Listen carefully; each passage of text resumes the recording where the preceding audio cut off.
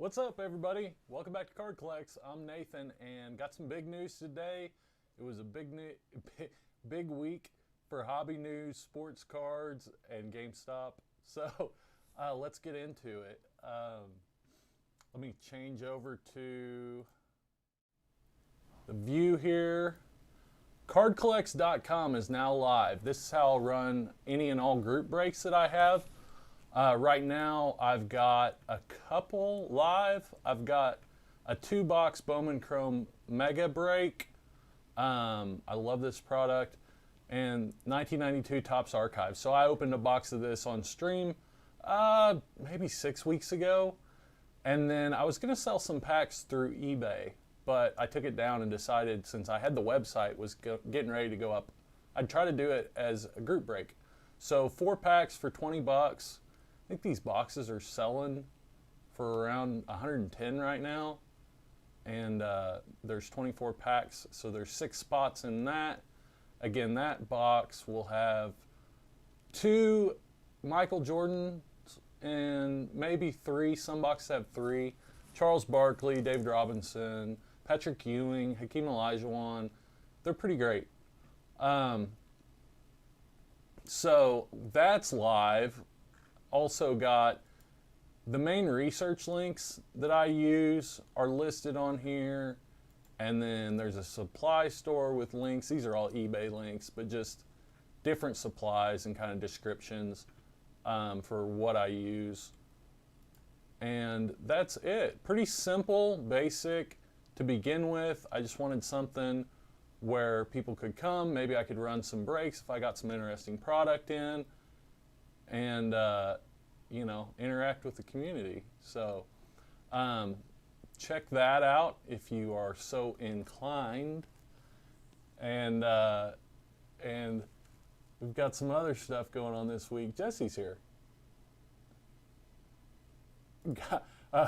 I got the audio right on the first try. I know. I've been pretty good. The last couple of streams that we've had, I think the audio, I've started off the audio right. So, hey, there's a chance for everybody. Don't give up. Congratulations, Jesse, on the Ja Morant rookie signature. Jesse pulled a NBA Hoops premium stock, Ja Morant rookie ink. And so that's pretty exciting. Found some at retail and pulled a big one. So congrats on that, buddy. That's awesome. Yeah, so pretty excited about the new website. Can't lie. And the channel as a whole is doing really well. This week has been awesome, actually. There was about a month there, almost exactly a month, where the videos really weren't getting any traction. And then this week, everything kind of let loose. It's been nice. So thank you, everyone, for supporting the channel. Thank you for being here. Thank you for just everything. I really love it. I really enjoy it. And I don't plan on quitting anytime soon. So yeah, thanks a lot. I'm going to get into Michael Jordan. 2 Michael Jordan rookie cards sold this week for $738,000, which is insane, considering 2 months ago they set a record at $150,000. So over 4 times, almost 5 times as much as the record set 2 months ago. I don't know if this is legit. I think the last one sold for like $300,000 maybe, like a couple weeks ago. I don't know. I don't know if this is sustainable.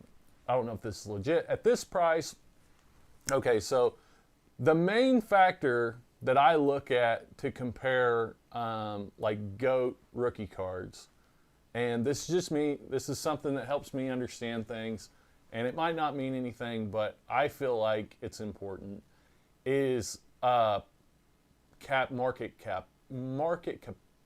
capitalization. Market cap? Anyways, so there's about 300 Michael Jordan rookie cards at $738,000 a piece. That's $220 million market cap on Michael Jordan PSA 10s. Or, yeah, 220 million, right? So there's 3 Mickey Mantle rookie card PSA 10s.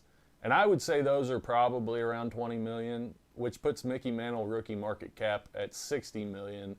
I mean, a market cap of 220 million is, for one card set, like a card in one set, is unlike anything else in sports cards, right? So maybe if you added up all of the LeBron rookies, refractors, you know, Topps Chrome, SP Authentic, all of that, everything from LeBron's rookie year, you might get somewhere close, but I kind of doubt it.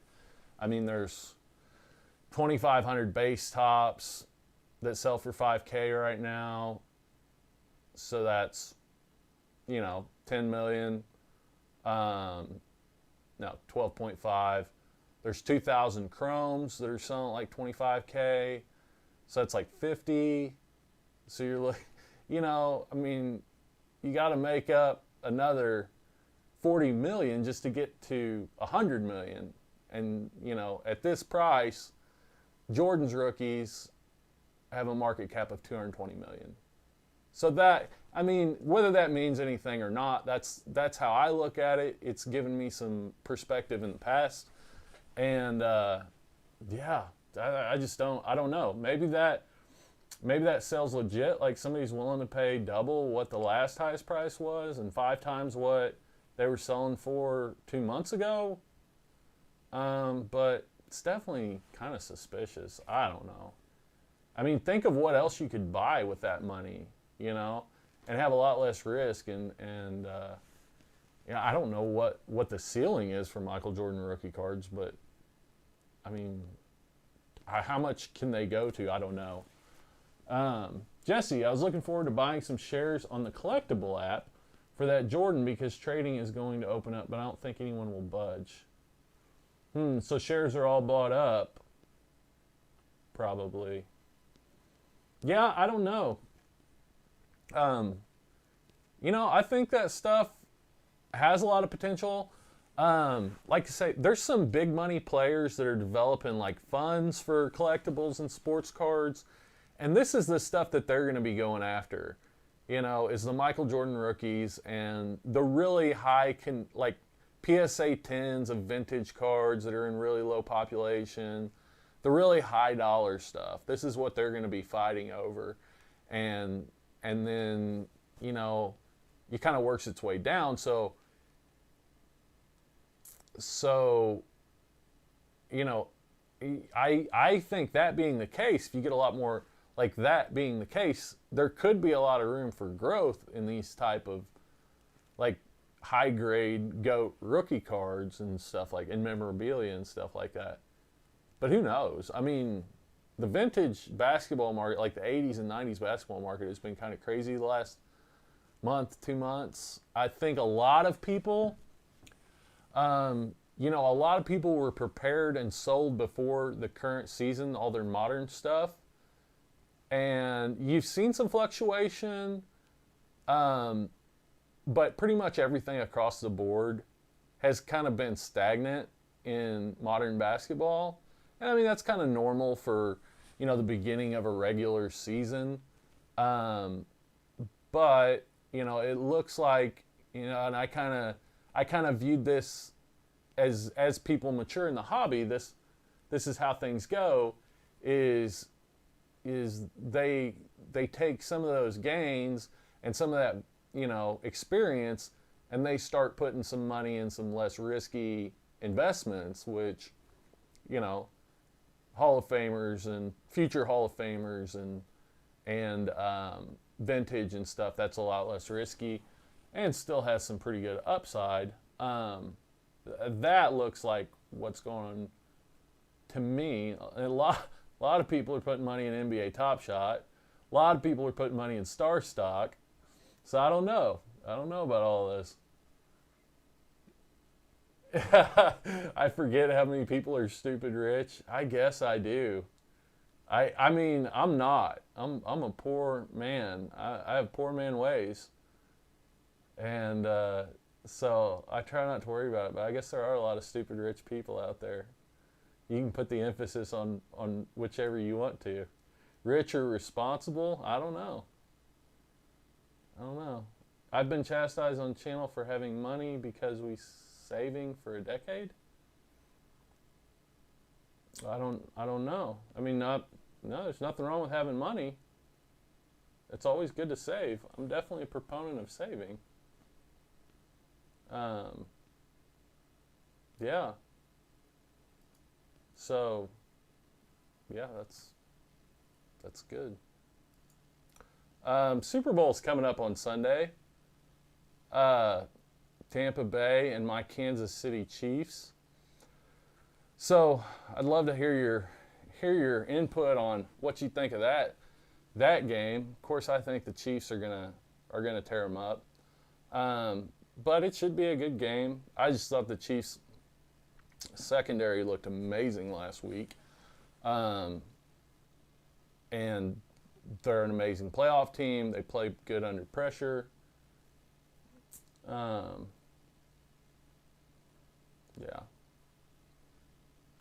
Yeah, so definitely looking forward to the Super Bowl coming up. Tom Brady, this could be his, a seventh ring? Eighth ring? I thought it was funny. Kobe, somebody was, I seen something and somebody was criticizing Kobe, and he said, have him go ahead and call me on that. I'll pick up after the fifth ring.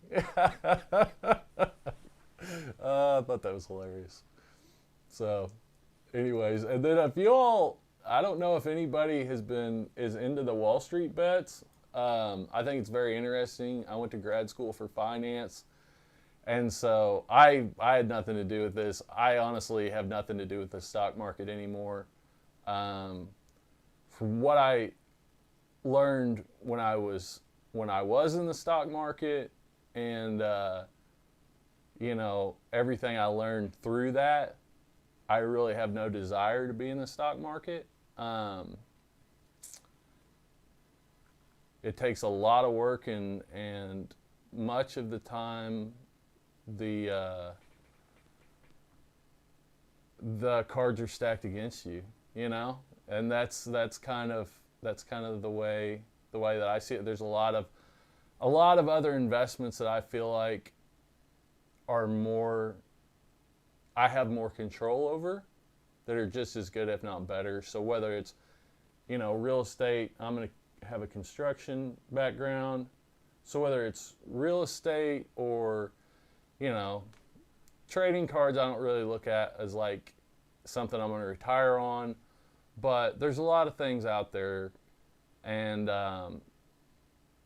definitely, but I am very interested in it, and I've got a kick out of just reading through the Wall Street Bets Reddit.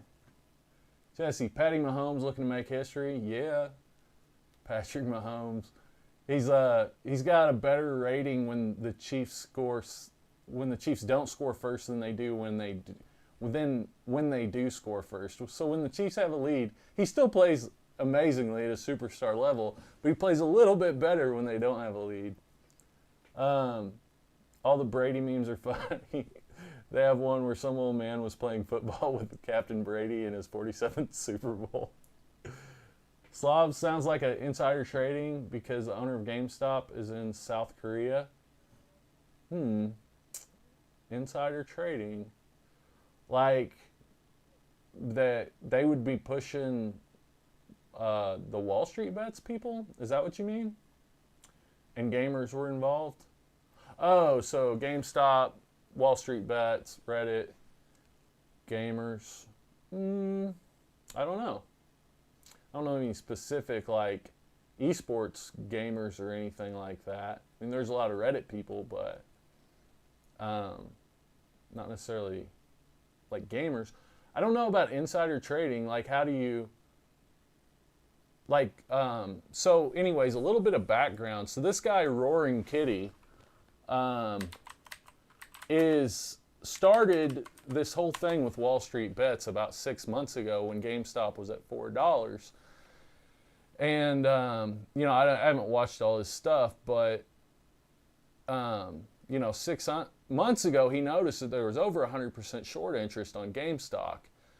And GameStop stock. So GameStop has some things in their favor, and that's what a lot of the Wall Street Bets people, it's not just, that all the short interest is out there, it's that this stock was undervalued to begin with, and there's all this short interest out there. And then about October, the hedge funds that were shorting GameStop started doubling up on their shorts, trying to push the stock down more. So, you're shorting GameStop when it's at $5, and then it drops to $3, and you short it some more to try to get the price to drop some more.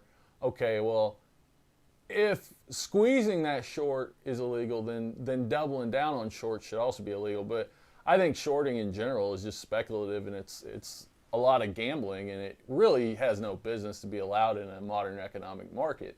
But that's just me, And I definitely think being able to short over 100% of a stock should not be a thing that exists. It's chaos. Reddit's cover? I don't know, maybe. It might be. I mean, there's 6 million people on this message board on Reddit. So, yeah, I don't know. It would only take a few, it would only take a few people to, well, I say that. Reddit's one of those things, like there's 6 million people, a lot of people get a lot of attention on there. So, I don't know. No one ever listens to me. I'm cool with that. I'm listening, man. I'm listening. You might be right. I mean, you might be right. I just don't know. I know what you're saying. That they would try to manipulate I think I know what you're saying. That they would try to manipulate the Reddit message board to push GameStop stock. Yeah, not in an organized massive factions. Yeah, teenagers made. There's people that are like what was it? Like a 12-year-old kid made $3,500 on GameStop, and he was buying it for $3 a share or something like that, 6-8 months ago, and he just made $3,500 overnight.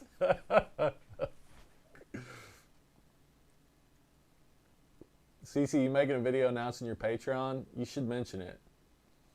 I mean, I do. I feel like I do. I'm not exactly sure what I want to do with Patreon yet. So I'd love some feedback on that. Because, you have it, I want to have it, and I want to expand it at some point in time. But I also have this Discord that nobody's a member of, and I really think I'm just going to make the Discord just open it up and just let people get on there. This is the first Discord I've ever made. So at first, I wanted to put it through Patreon so that it was kind of a filter for who was on the Discord. Because there's certain things. Okay, so if you open the Discord up to sales and self-promotion, then you just get a lot of spam of people, getting on there and constantly trying to sell stuff, whether it's cards or whatever, and self-promote. And, I don't really care if people do that, but it's distracting, so that's kind of why I wanted to go through Patreon to begin with. And then, but at this point, it's I want the community to be able to interact. The channel's growing. I want the community to be able to interact and stuff like that. And I never really wanted to put that paywall in place for that to happen. I just felt like, at least the beginning, with this being the first Discord I've ever started, you know, I felt a little tentative about just letting it out there. Not that it'll blow up or anything like that. I mean, I'm not that popular, but that's just kind of my thoughts behind the whole thing to begin with. Conspiracies that have some evidence aren't conspiracies to me anymore. Yeah, I mean, conspiracies doesn't, you know, conspiracy theory doesn't mean it's wrong. It just means it's a theory about, I guess, people conspiring to do something malevolent. Or maybe good. I don't know. I guess they could be conspiring to do something good, but usually it's malevolent or bad. But, I mean, it's, you know, they're not always wrong. They're very prevalent, right? You know, in today's day and time. Like everybody's got a theory. I have a conspiracy theory about baseball, the Houston Astros, that I rag on about all the time. And about how everybody gives the Houston Astros so much shit, but I think to me, it's pretty obvious that everybody in baseball was stealing signs, or else somebody would have said something, you know. If they're banging a trash can so hard that the batter can hear it, then that means the opposing catcher and pitcher and first base umpire and home plate umpire and first baseman could hear it, and everybody knew they were doing it, so, you know, that nothing was done about it. So I think it was just kind of one of those agreements that, but anyways, that's my conspiracy theory. Jesse, I'm not much of a Discord person. Yeah, I get it. I like Discord. I think it's good for stuff like this because it allows like a place for people to go to interact, kind of a community center. I have a Facebook. I don't want to have a Facebook. I don't like Facebook. I just, all across the board, I don't like Facebook. And I don't really do anything with my Facebook. I felt like I should start one when I started this channel, but I don't do anything with it. I don't really like it. Discord, you know, you can do like you can have voice meetings, chats. I had thought at one point about maybe doing some like MLB The Show or NBA 2K streams. Yeah, I don't know. And you could also get on Discord and like hook up and be watching a game. See, like I can't do that. If I was to live stream, like try to live stream a game on here, like for one, it would get copyright struck immediately. Like as soon as I uploaded the video, so I'd have to take it down. And if I did it, I don't know. YouTube doesn't like it. I know that. I don't like it at all. Slobs, I hate the internet, but love sports. It's just chat, sir. Yeah. I hear you.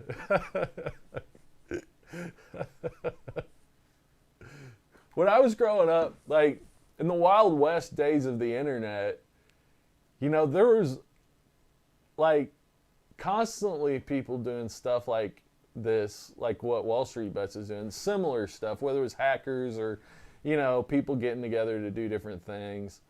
And I mean, I guess I'm somewhat nostalgic about it. Like it is chaos, but also like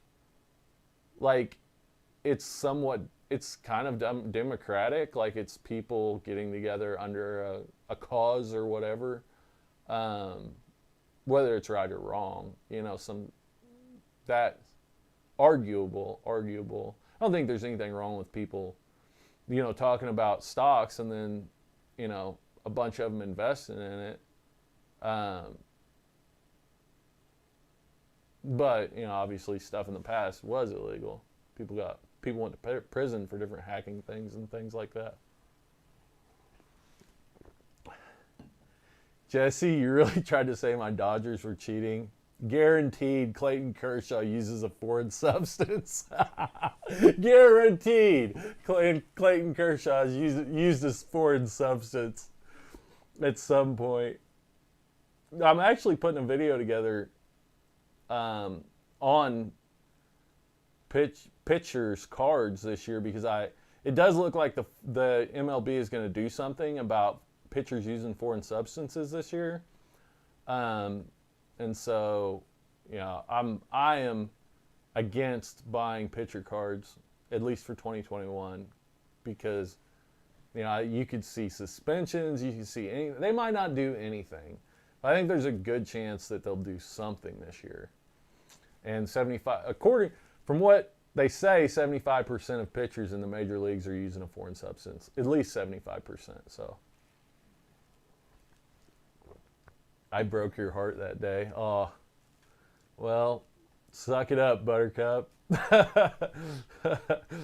Cheating in baseball has always happened. All right, so you want to talk about performance-enhancing drugs? In the 50s and 60s, you had greenies, and then in the 80s, you had cocaine. And in the 90s, you had testosterone. Now you have foreign substances. You've always had foreign substances, whether it was scuffing the ball or pine tar or whatever. Pitchers, spitballs. Pitchers have always done that from, throughout the game. And statistics shows that cocaine is seriously a performance-enhancing drug. That a lot of the guys in the 80s were doing cocaine. And the ones that were doing the most were putting up big numbers. What state do I live in? In Missouri. I live in Missouri. I hate cheating. It's not been a good year to live in this reality. Yeah, I hear you. I don't like cheating either. I just feel like baseball, cheating and baseball have gone hand in hand for a long time. So it kind of, like the whole nobody being voted into the Hall of Fame this year, that makes me mad. What Barry Bonds did was wrong. But lots of people, like what Kurt Schilling did was wrong in saying basically that baseball writers should be murdered, pretty much. Roger Clemens, but if we're going to make the Hall of Fame a character race, right, then you might as well kick everybody out. There's probably 5 people you could keep in the Hall of Fame if we're going to make it a character race, Stop this Dodgers slander. It's not the Dodgers in general. It's everybody. It's just baseball. You love it. I love it. I love it. But it is what it is. So why wasn't I allowed to use steroids and foreign substances? Yeah, I mean, you were, kind of. Right, my naivety.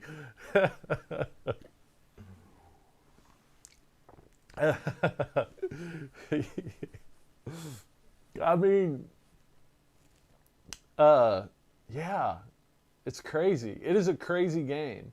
It is a crazy game that makes absolutely no sense, and I love it, and it's awesome. If you haven't ever watched any Secret Base or John Boyce videos, he does a lot of videos. Secret Base does a lot of videos on how just ridiculous baseball in general is, but sports as a whole. Sports in general, but baseball mainly. My parents are really good liars. They all are. AKA Santa Claus. I'll never get over it. I'm traumatized. Traumatized. Oh.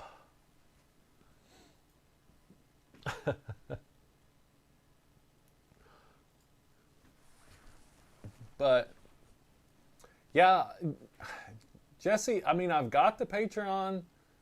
I've got it set $3 a month. I don't know what I'm going to do with the Discord. I think I'll just open it up and just see what happens.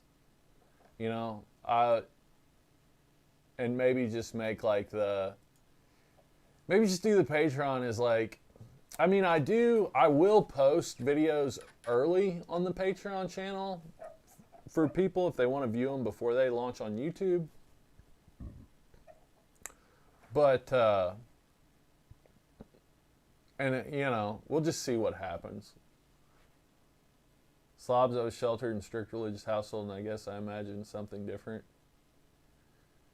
I don't think that's all bad. I don't think it's all bad. I mean, I think young people are very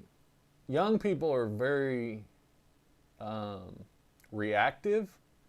They don't really think things through. It's just your brain structure as your brain's developing. You don't have much of a, I was just saying so I can see why people don't necessarily let their kids do certain things. I don't know. Let's try to make the best of everything. How about the Mets? Mets are looking mean. Mets, the Yankees, and the White Sox, and the Dodgers. It's going to be a fun season. I can't wait for baseball season to start, to be perfectly honest. The Dodgers are stacked. The Blue Jays are stacked. The Yankees are stacked. The Mets are stacked. I mean, who knows who else? The Angels. I mean, the Padres are stacked. The Giants are kind of stacked. It's crazy. It is crazy. The Mariners, I think, have the number 4 and number 5 top prospects in the MLB and Kyle Lewis. It's just crazy. Crazy. You're 37? I am 37, I think. Yeah, I am 37. We're the same age, Slobs. That's awesome.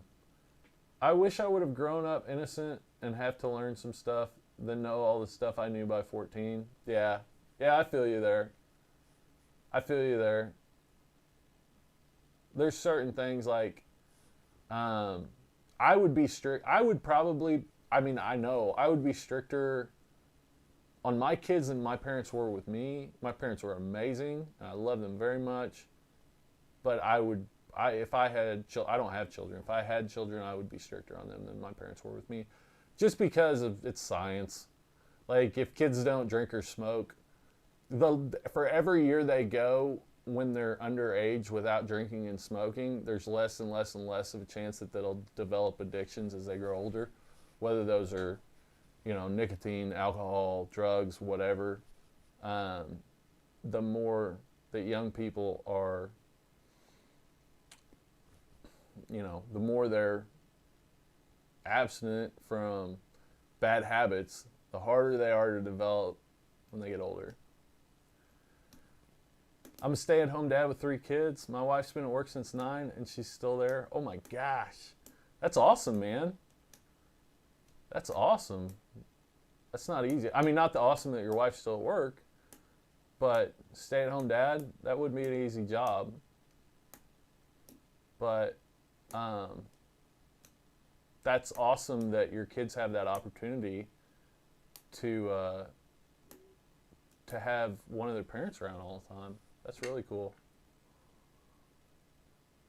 How about that Mookie Betts? Mookie Betts is awesome. I mean, Mookie Betts is legit, but it's just kind of one of those things. And when it comes to baseball cards, everybody decided this year that Mookie Betts is ridiculously good. Everybody decided this year that Mookie Betts cards are worth a lot of money. All right?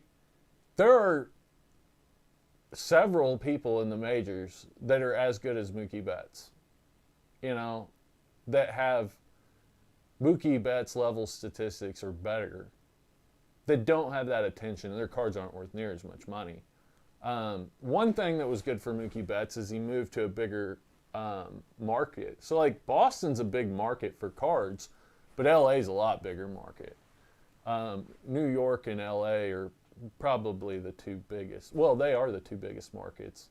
The Northeast in general is a big card market, and California, both are big card markets, and then Texas. And I don't know why, but Chicago It's really not. You would think that it is. I guess maybe it's because outside of the city of Chicago, like it's not a huge population center. Like city of Chicago, yes, huge city, huge but once you get outside of the city, like yeah, you got Milwaukee, but they have their own team, and then but that's it, you know. Rural Illinois is friggin' cornfields, and that's about it, you know. So that's probably why Chicago's not as big of a card center. Although the National Sports Card Collectors Convention, the National Sports Card Convention is in Chicago this year, and I'm planning on going to it, and I can't wait. I'm legit, like, super excited. And if anybody's interested in it, you just go to the website. I think it's NSCC. And I would recommend Card Collector 2 has some videos on like preparing for the National that are awesome. He's got a 6-part series on preparing for the National Convention. That's really good. Lets you know a lot of things. NSCC, nsccshow.com. Tickets are on sale, but they don't have their autographs, guest signers yet. Usually, though, they're not like huge names for the guest signers for the National. You would think that would be good, but yeah, they're not normally. General admission is $19 a day or $22 on site. There's a VIP and a super VIP package, and an all access and an all access super VIP package. All right. So VIP includes free VIP autographs, 12 free VIP autographs, a half-hour early admission each day, plus use of the VIP lounge and additional benefits. So that half-hour early admission is pretty cool because you don't have to wait in line to get in for an hour when it finally opens up. And I think it's, yeah, all 5 days. It includes all 5 days and half-hour early admission. Super VIP is double VIP gift package. Autograph tickets to all 18 free VIP signers. So, free VIP signers. So I think it's the free VIP signers that aren't really, you know, they're probably Hall of Famers, but probably ones that you maybe haven't heard much out of. Half-hour early admission each day. VIP lounge. Oh, and Super VIP get a free parking pass, which is pretty huge. And I'll probably get that. I don't know what the all access is all about. First in line privilege for autograph, authentication, 5 free TriStar, 2 photo ops. Wait. Oh, all access, you get the sneak peek on Wednesday night. So you get in on Wednesday night for like 4 hours, I think, for a sneak peek. You get an exclusive VIP gift package, half-hour early admission. Which one? How do you get? There is a VIP party. So I don't know what that is included.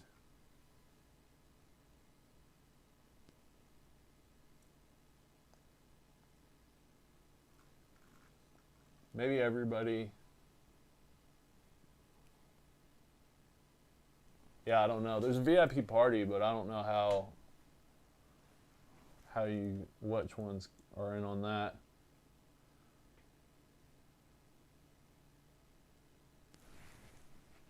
Slobs, she runs a restaurant, so it's been a long days.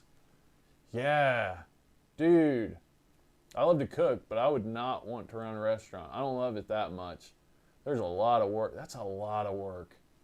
Restaurants are a lot of work. Long days. Same. I would be stricter, but also I think it's like a relationship thing. Not many families can sit down at dinner and just have a conversation because parents and kids just have no strong relationships. Yeah, it's legit. Normalizing stay-at-home dads. Oh, yeah. Right when I got into sports cards, Mookie's cards skyrocketed, and it sucks for me. Yeah,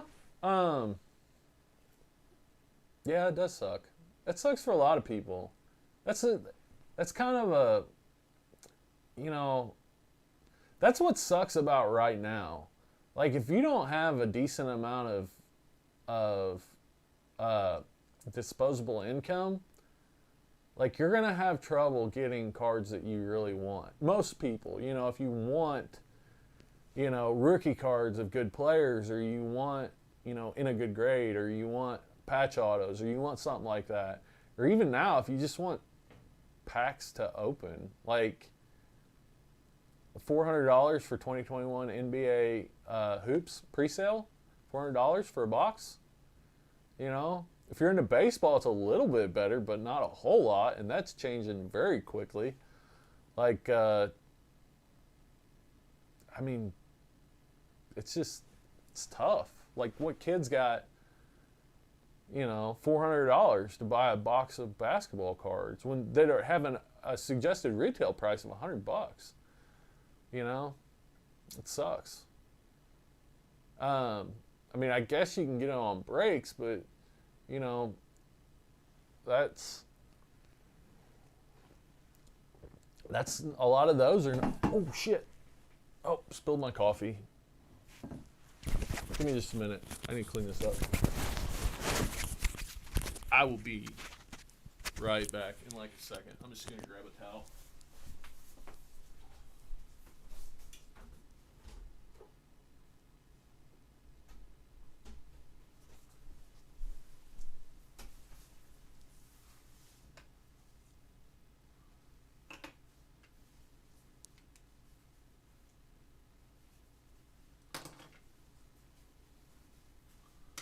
Luckily, it had a lid on it, so it didn't spill a whole lot, which is good.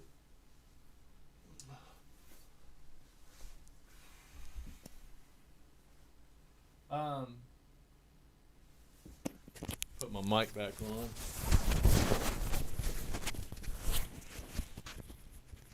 Slobs, it's where I got my Lou Bob rookie SSP. Ooh, that's nice. That's nice. In Illinois, I bought a hobby box from there. You're super hard. He says, I'm super hard on them. They're animals. Are you talking about your kids? I can't go. I don't want to run into anyone from here. So Slobs, are you in Illinois?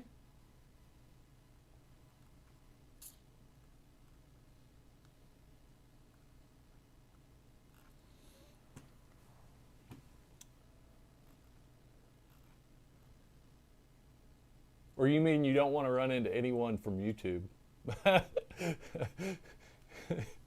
Maybe that's a weird thing to say, but having a YouTube channel, like, I guess that's where I was coming from. Like, you get to know a lot of people, other people that have YouTube sports card channels. Like, not know really, really well, but I would expect to run into some other people, not that I don't want to run into them, but that have other channels and stuff. South Carolina. Oh, YouTube. Yeah, I feel you. I feel you there.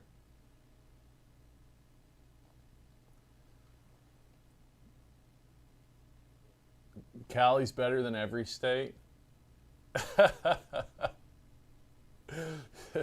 Yeah, that's what I've heard from basically everyone from California, everyone ever from California.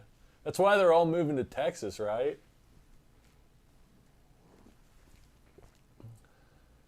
You're probably on the blacklist already. Do you have a YouTube channel, Slobs?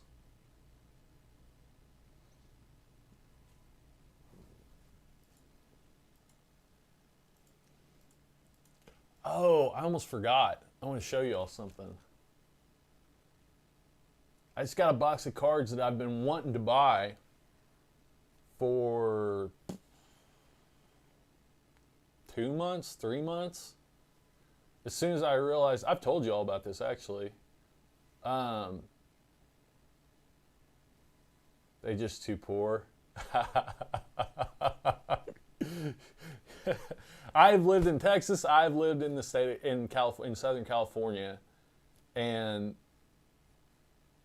like they both have good things and bad things. Like, I loved living in Southern California. I also love living in Texas for certain reasons, and there are certain reasons I really didn't like living there. You used to have a YouTube channel, Slobs? That's cool. I'll try to check it out. What's your channel name? Is it just Slobs?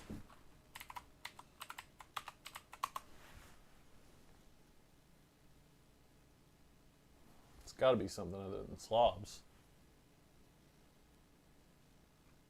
The Secret Slob. Do you know the Secret Slobs?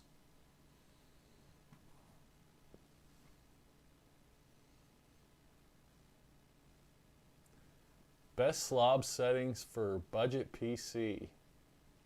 Oh, Streamlabs OBS. Streamlabs OBS. That's what I use. That's what I'm using right now, Streamlabs OBS. I have over 100 archived, 270 in total. When did you start your channel? Slobs Baseball Collecting. Oh, that's cool. When did you start your channel and when did you end your channel? I'd love to talk to you about your channel. And people say I'm crazy. This is cool.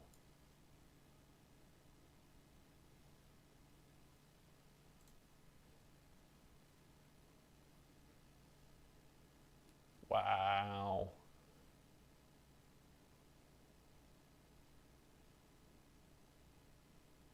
Did you buy like a whole case of archive signatures?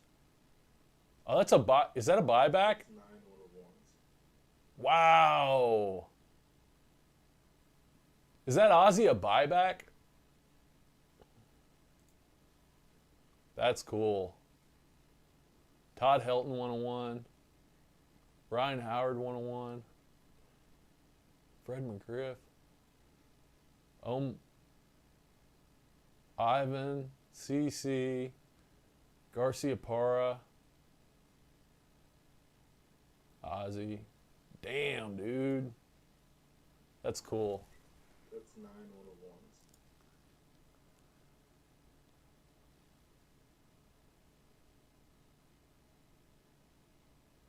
No, but I don't like them already. I've deleted it 3 times.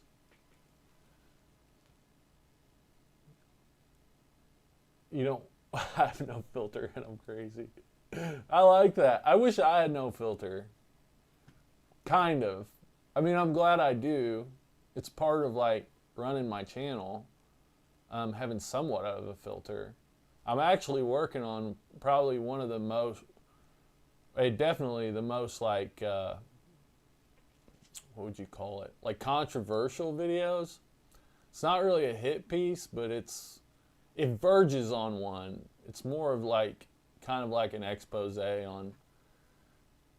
on happenings, but I won't get too much into it. You bought a case for $800? 9 out of 21 of ones. Yes. Wow. Jesse, SoCal is expensive, but there's so much here. You can find everything here. Mountains, rivers, snow, sun, rain, beaches, restaurants galore, museums, amusement parks. No one competes with Cali. That's legit, dude. I mean, that whole thing about, I lived in El Centro, which is friggin' armpit of America. El Centro, it was 124 degrees one day. It averages, I think, 115 through May, June, July, and August. And they grow all this Johnson grass all around the city, and they irrigate 3 times a day, so the average humidity is 66%. And if you've never been in 124 degrees and 66%, it feels like hell, but inside an oven. But I could drive 15 minutes and be 5,000 foot up in the Chocolate Mountains and it'd be 70 degrees or lower. I could drive 15 minutes to Mexico. I could drive 20 minutes to the Glamis Sand Dunes. I could be skiing in Big Bear in like an hour or two, something like that. I could go to Indio. I could basically be in wine country in 3 hours, and I could be in LA in 5 hours, and I could be in San Diego at the ocean in about 45 minutes to an hour. It was crazy. It was crazy.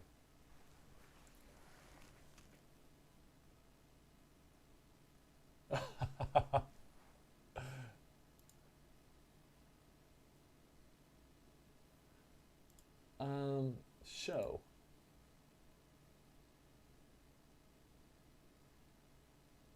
Wait. I have family in Canada and I haven't seen them in 20 years because they're stupid, rich, and assholes. El Centro is awful. El Centro is awful. It's going to come a long way since I was there. I lived there in 2005. So the city as a whole has come a long way. I cannot forget, like, I am from a backwoods redneck community in middle of Missouri, in the middle of nowhere. And when I first showed up in El Centro, we went to like downtown, and the one place we could find was like a hole in the wall, like dive bar / casino with like guys playing poker at a like at a poker table in the corner, and like pretty sure there was some legit meth going on there. And that was like in downtown Old Town El Centro in 2005. That was like the place to be, you know. But then there was like the other side of town, which was like the new part of town, and they had like a mall and a movie theater and different things. And then out on I-10, I-8, they had just built a new mall.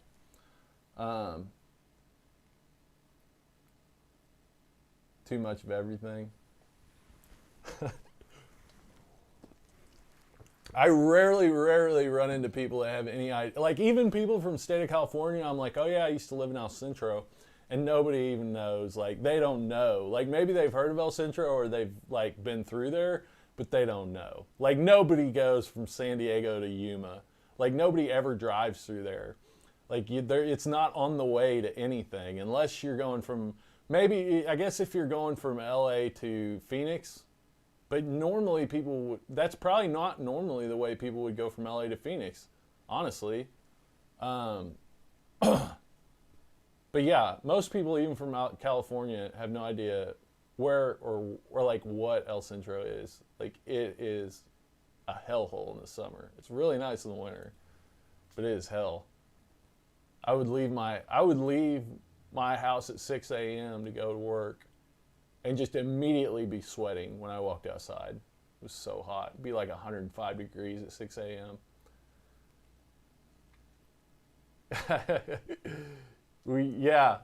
Yeah, exactly. Slav said I grew up in Phoenix. Yeah, dude. It's crazy. It was an awesome experience. Met a lot of awesome people. You know, I was 21 years old at the time. It was a great time to get out and see some things and learn a lot about the world and stuff like that. And so I'm really glad I did, but yeah, it was hell but I was there for 6 months and I got there in May. So my first 3 months were just ridiculous. But I spent a lot of time in Mexico. I really enjoyed being in Mexico. I've always enjoyed. I would actually buy a house in Mexico. It's funny. This live stream has had very little to do with sports cards, but that's all right. I'm having fun. I'm chilling.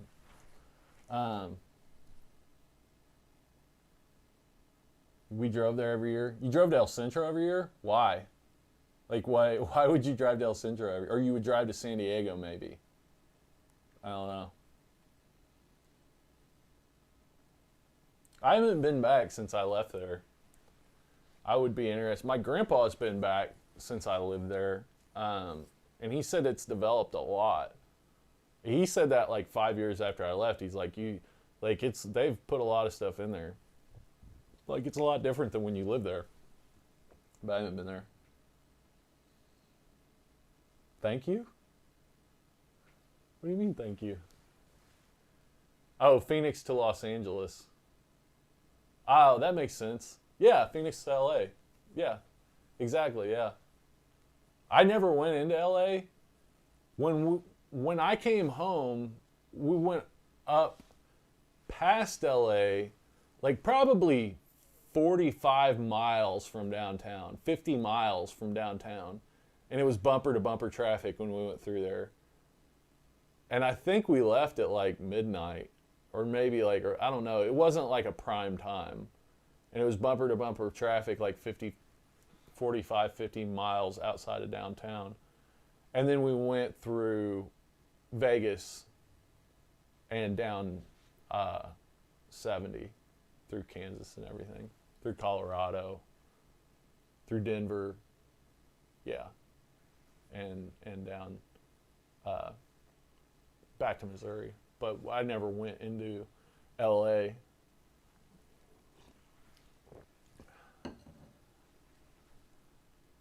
For being a real person? Oh, no problem.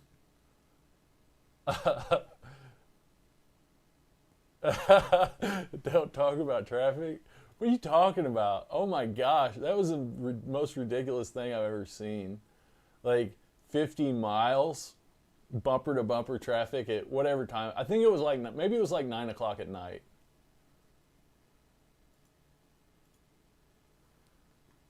Only LA residents can complain about traffic. All right, I'll give you that. It's terrible. I'm just gonna get my. I actually don't know how bad it is. I only have one experience, but it looked pretty bad. It didn't look like something I would want to endeavor. Like it looked like something you would have to take like a lunch, and like a bug out bag in your trunk if you wanted to like go into like actually take that drive. Because once you're into it, once you're 20 miles into 55 miles of bumper to bumper traffic, there's no getting out. There's no turning back. Like, you're stuck.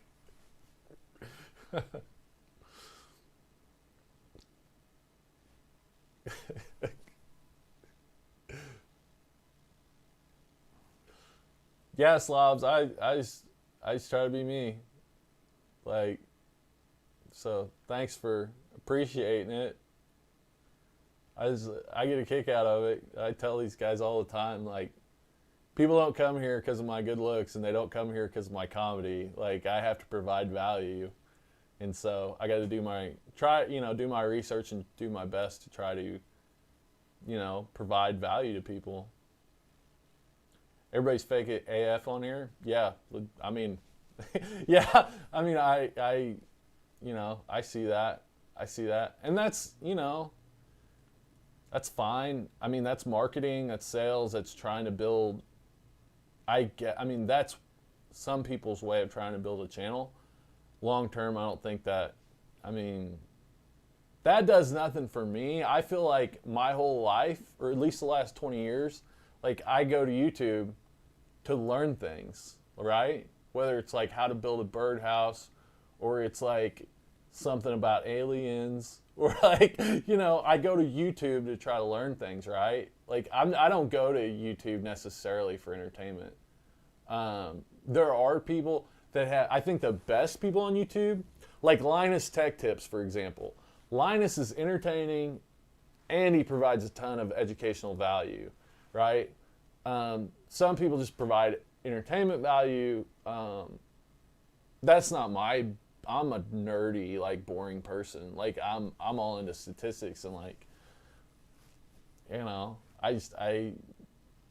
like Mr. Beast because I like the way he does his videos after like starting a channel and learning production and like the algorithm and stuff like that. Like I find it really interesting how he does his videos.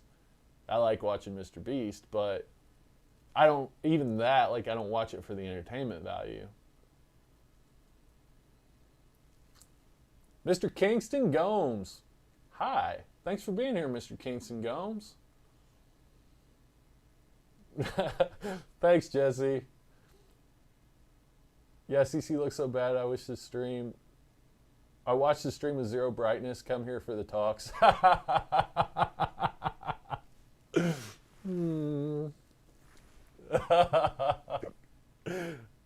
I don't really think about how dudes look. Oh, slam. You guys are funny. Funny. Oh, yeah. Back to what I was talking about. I bought a box of 98 Topps NBA Series 2. This is, this is the best value wax box that I have ever found. All right. It was $300, 36 packs, 11 cards per pack. 3 of the packs, 1 out of 12 packs, has a gold label insert. Those packs have 8 cards, I think. Because of the gold label, they have like 2 less cards. This is Dirk Nowitzki, Paul Pierce, and Vince Carter's rookie year. And the thing people don't know, which is why I think this sells for so way too little, is that this is only a 110 card set, right? Like Topps is a 220 card set from 96 to 98. Series 2 is only a 110 card set. So that goes for 96, 97, and 98. So Kobe's rookie year, you know, those Kobe, Allen Iverson, Ray Allen, like you buy a hobby box, you're going to average 3 of every card in that set plus some, right? So Dirk Nowitzki, Paul Pierce, and Vince Carter are in this set. Dirk's rookies in a PSA 10 go for around 600 right now. Paul and Vince's go for around 300. I think those are all low and will go up. All 3 of those guys are going to make it in the Hall of Fame within the next 3 years. So there's that. But the inserts too, like the gold label is only a 10 card set and it has Michael Jordan, Kobe, and Shaq in it. There's also black and red labels that are more rare. But you average a gold label 1 in every 12 packs. So there's on average 3 gold labels in a box. You have a 30% chance of pulling either Michael Jordan, Kobe, or Shaq, one of those 3. You have a 10% chance of pulling a Jordan or a Kobe. You have a 10% chance of pulling either a Jordan or a Kobe. You have a 20% chance of pulling either a Jordan or a Kobe, right? Gold label. But that's not it. There's also Topps Chrome Preview, which is also like a 10 card set. There's also East-West. So there's this card, it's an East-West card, so it's Eastern Conference, Western Conference. So there's a Jordan, Kobe, East-West card that has Jordan on the front and Kobe on the back because they're in 2 different conferences. There's also a refractor version of that card. That refractor version in a PSA 10 is over $10,000.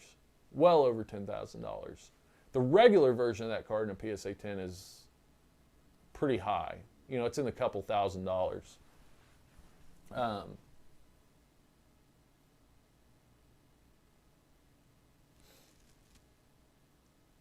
Yeah, it's not bad. 3/4 of cards graded in PSA's directory are from 19 and 20. Legit. 18, 19, and 20. No joke. Like, maybe not 3/4, but a lot. Like, a lot. I don't even think they've really... Like, there's 16,000 Lucas, and they're not done grading Lucas. There's, like, there was that many Zions. There's probably more now. Those are by far the highest pop cards that I've ever seen. 2019 Prism Zion.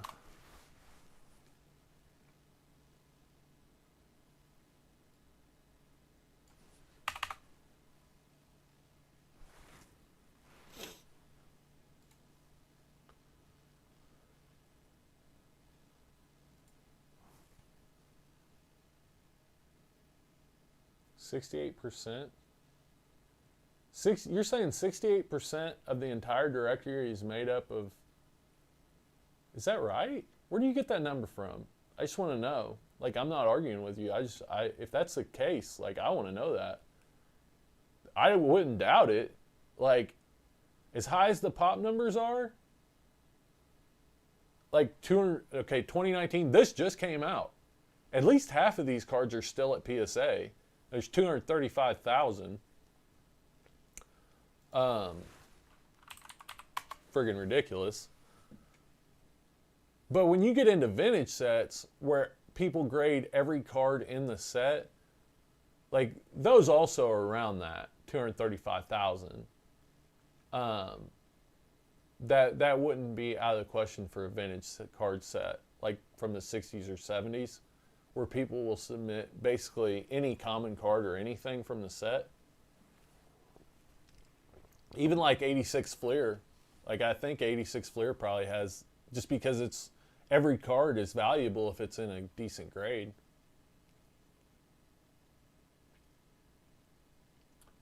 $15,000 Zions. I actually thought it was more than that. That doesn't count BGS and SGC. But BGS and SGC are normally really low compared to PSA. So there might be 1,500 or 2,500 at BGS.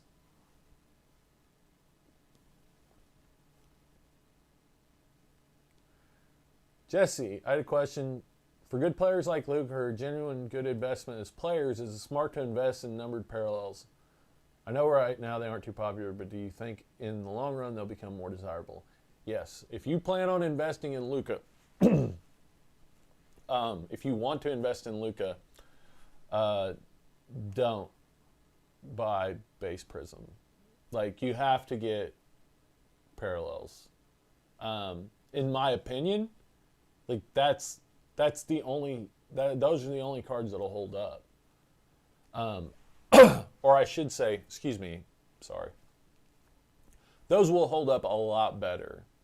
So like you might see a base PSA 10 Lucas sell for $2,000 5 years from now. But if that's the case, the greens are probably selling for $5.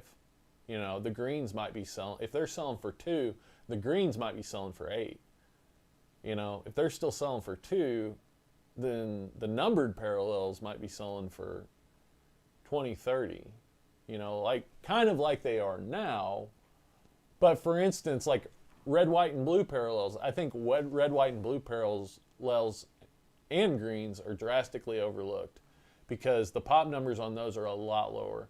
Like when I was looking, I think there was 15, it was like 10%. Like there was 1,500 red, white, and blue PSA 10s and 15,000 base PSA 10s, and the red, white, and blues were selling for sometimes less than the base.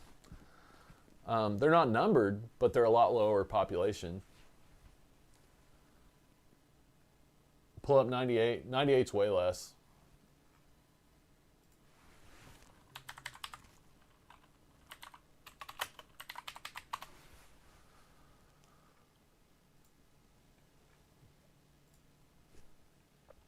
So Dirks, that's the other thing I like about 98. Wait,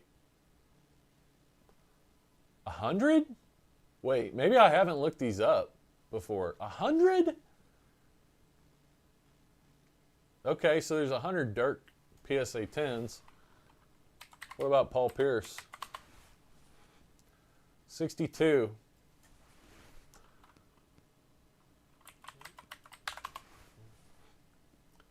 Okay, so here's a little trick. 243 Vince Carters. Vince Carter's been graded more than anybody. It's weird. If you want to know what the production of a set actually is, look for the most popular player in that set, whether it's a rookie or a star. Like a lot of times it's Jordan. Actually, it looks like it's Vince Carter out of this set. But for instance, like I've heard people say that Shai Gilgeous-Alexander's 2018 Prism is a low pop card. It's not. It's not at all. It's still 2018 Prism. So like, so like, there's 15,000 Lucas. You know, there were just as many Shea Gilgeous-Alexander cards printed as there were Lucas. There just haven't been near as many submitted for grading, right? If he was to become more popular, there would be a lot more submitted for grading. Now, since they weren't necessarily submitted directly after being pulled out of packs, and PSA has somewhat changed the way that they give out tins, like they've made it harder. I've seen evidence that they've made it considerably harder. Then there may if Shea Gilgeous was to blow up, there may very well be a lot fewer Shea Gilgeous-Alexander PSA 10s from 2018 Prism. But there's still going to be a lot. There's still going to be a lot of them. There might be 1,500 now. There would probably easily be 8,000 to 10,000 if he was to blow up in popularity. Jesse, question 2. Would you rather have a numbered Luka or silver Luka? I'd rather have a numbered one. I would. I mean, I understand the appeal of silvers, but okay, let me show you something. Silvers, now, would I rather have a numbered, now compare that to Giannis? Like, I'd rather have a silver Giannis than a numbered Giannis most of the time. There were only 250 silver Giannis's, I'm pretty sure. Because back then, in 2013, not only was the production a tenth of what it was in 2018, but also silvers were only 2 to a box, as opposed to 6 to a box in 2018.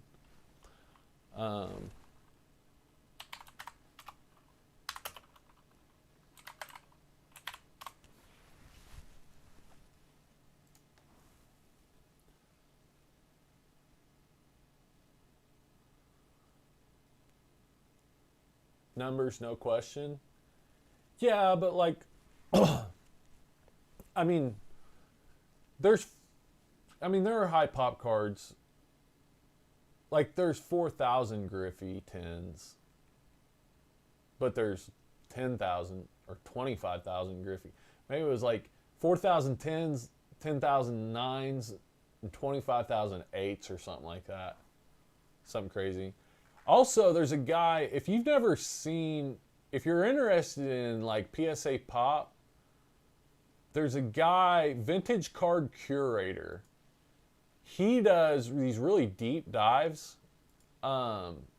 into PSA and how they grade key cards and star cards a lot more strictly than what they grade more common cards.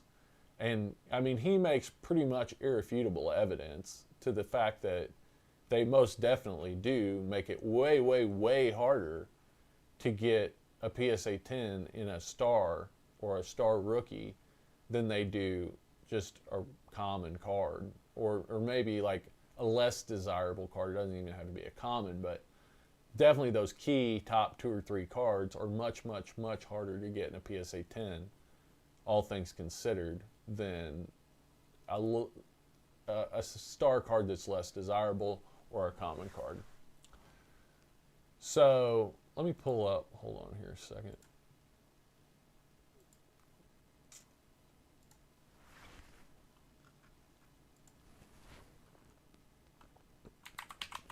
So let's pull up the Luka Pop count. Also, you might look at status. Like, I know that's a weird play. Status pop numbers are super low, even in Luka's. I think there's like 350. So status is not a popular set. That doesn't mean it won't be. And that doesn't necessarily mean that it matters. Like, Topps Tiffany wasn't a popular set. And Barry Bonds Topps Tiffany's are going for $5,000 right now from 1987. Because there's very few of them.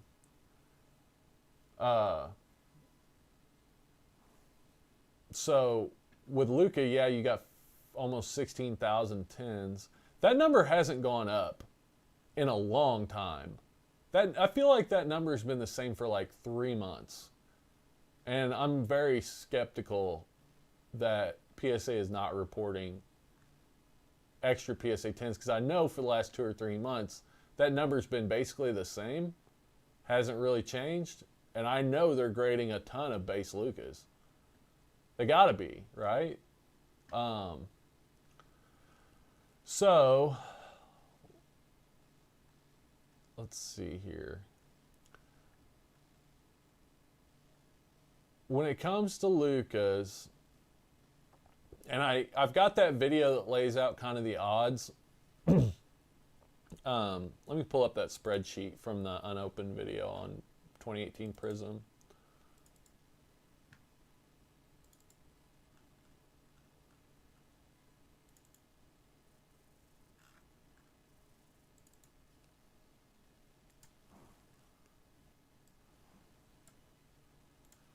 There was so much work that went into this video.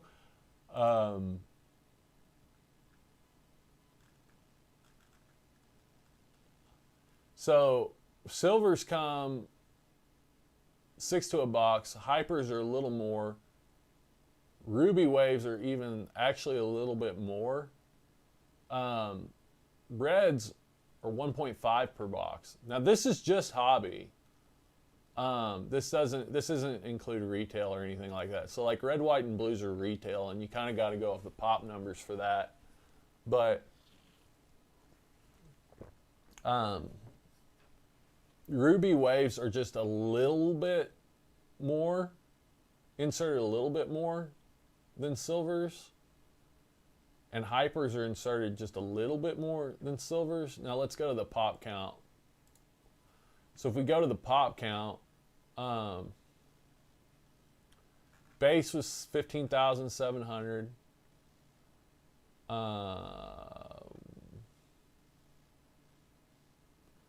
Green's 588. Let's look at a green.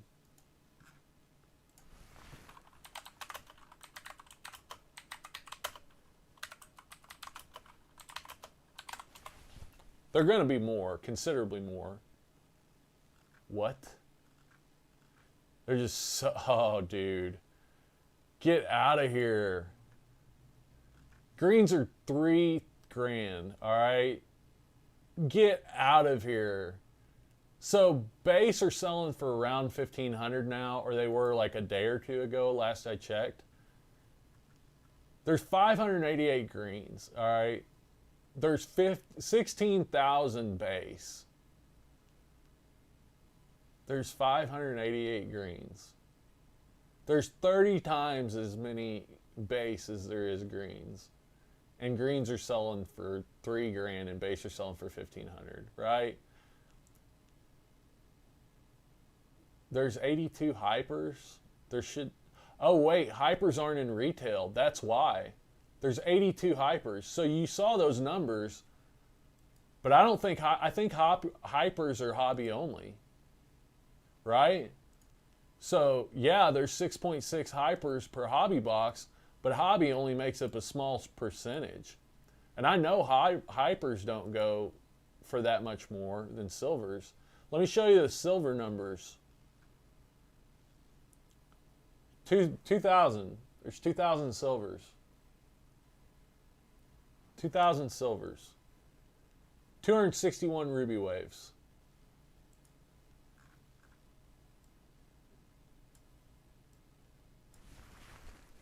So silvers are $9,000, or they were. They might be like 7 now. Let's try a hyper.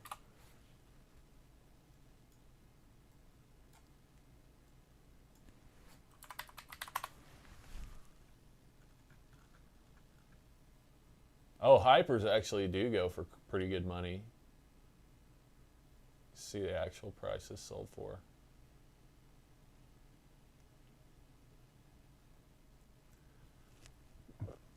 So hypers are going for about the same as, well, I don't know what silvers are going for actually.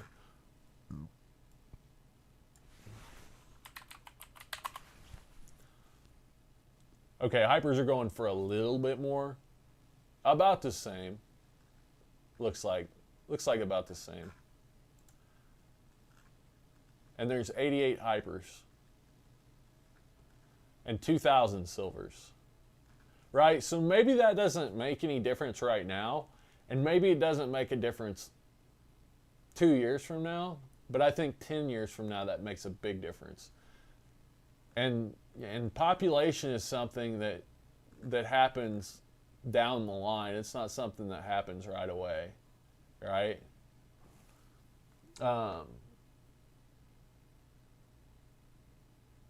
Numbers, no question, yeah. What do you think about cracking BGS slabs? Looked into it, but I saw a couple videos where BGS with all 9.5 subgrapes came back a 9 a decent amount of times. Yeah, that happens.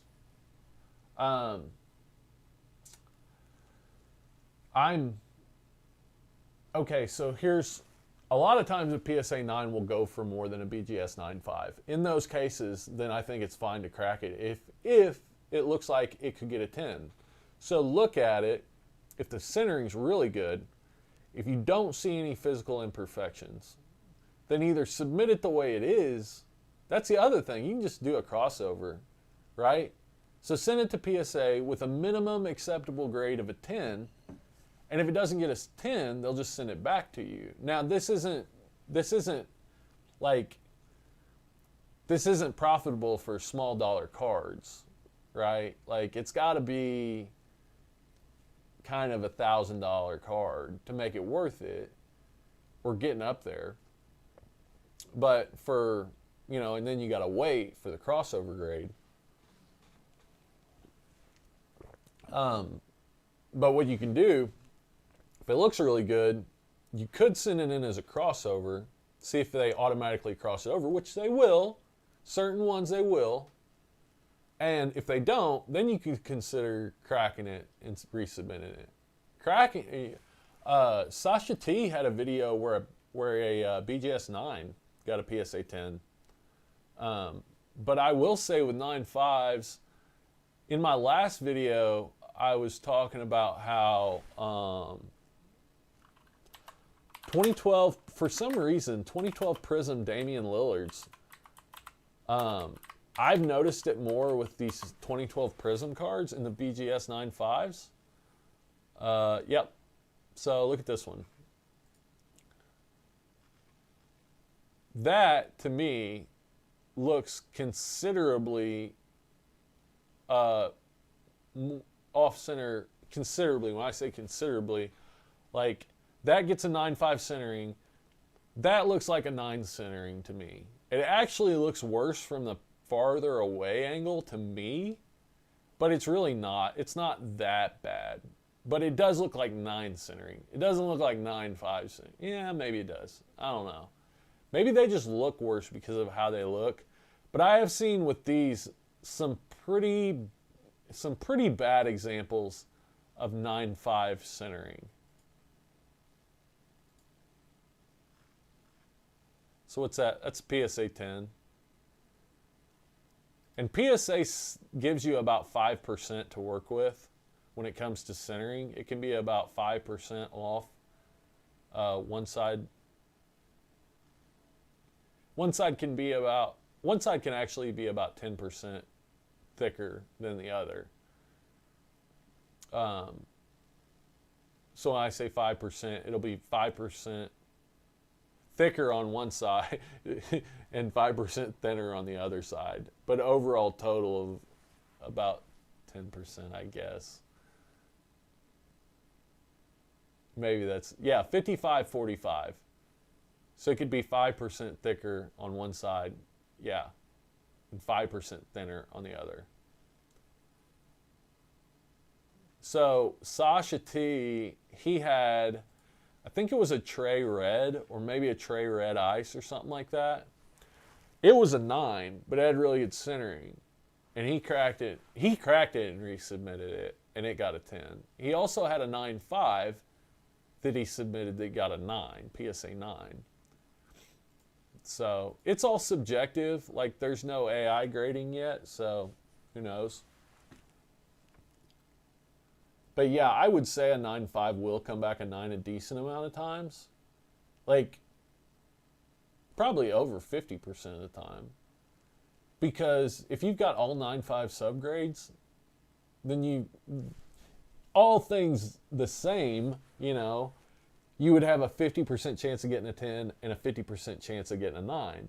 But not all 9.5s have 9.5 subgrades. Like, you can have 3 9.5 subgrades and a 9 subgrade. I think you can have 2 9.5 subgrades and 2 9 subgrades and have a 9.5. Maybe that's not correct. You can have an 8.5 subgrade and have 3 9.5 subgrades and get a 9.5. I'm pretty sure. Pretty sure you can have an 8.5 and 3 9.5s and have a 9.5. But you could also have 2 9.5s and 2 10s and get a 9 and have a 9.5. So on average, I'd say it'd be about 50-50. But it's probably, because PSA is going to be a little bit biased between crossovers and cracks submitted, so there's probably going to be more 9s than 10s. But like I said, a lot of the time, a PSA 9 will sell for more than a BGS 9.5. So even if it just sells for enough to pay for the grading, yeah, you know, if you submit 10 and one of them gets a 10 and the others get a 9, you know, you're still money ahead. Or if one of them gets an 8 and one of them gets a 10 and the rest get a 9. But you're probably going to get 3 10s. And if you had all 9.5s, you're probably going to get 3 10s. You're probably going to get 2 8s. And you're probably going to get 5 9s, I would say, on average. And depending on the card, those 3 10s could make you a lot of money, right? If you've got 10, you know, even if you've got 10 cards that are $150, you got $1,500 in it, and a 9.5. Well, 9.5s right now are going for a little over half what 10s are. So let's say that's a $250 card and a 10. So you got $1,500, and let's say it's a, well,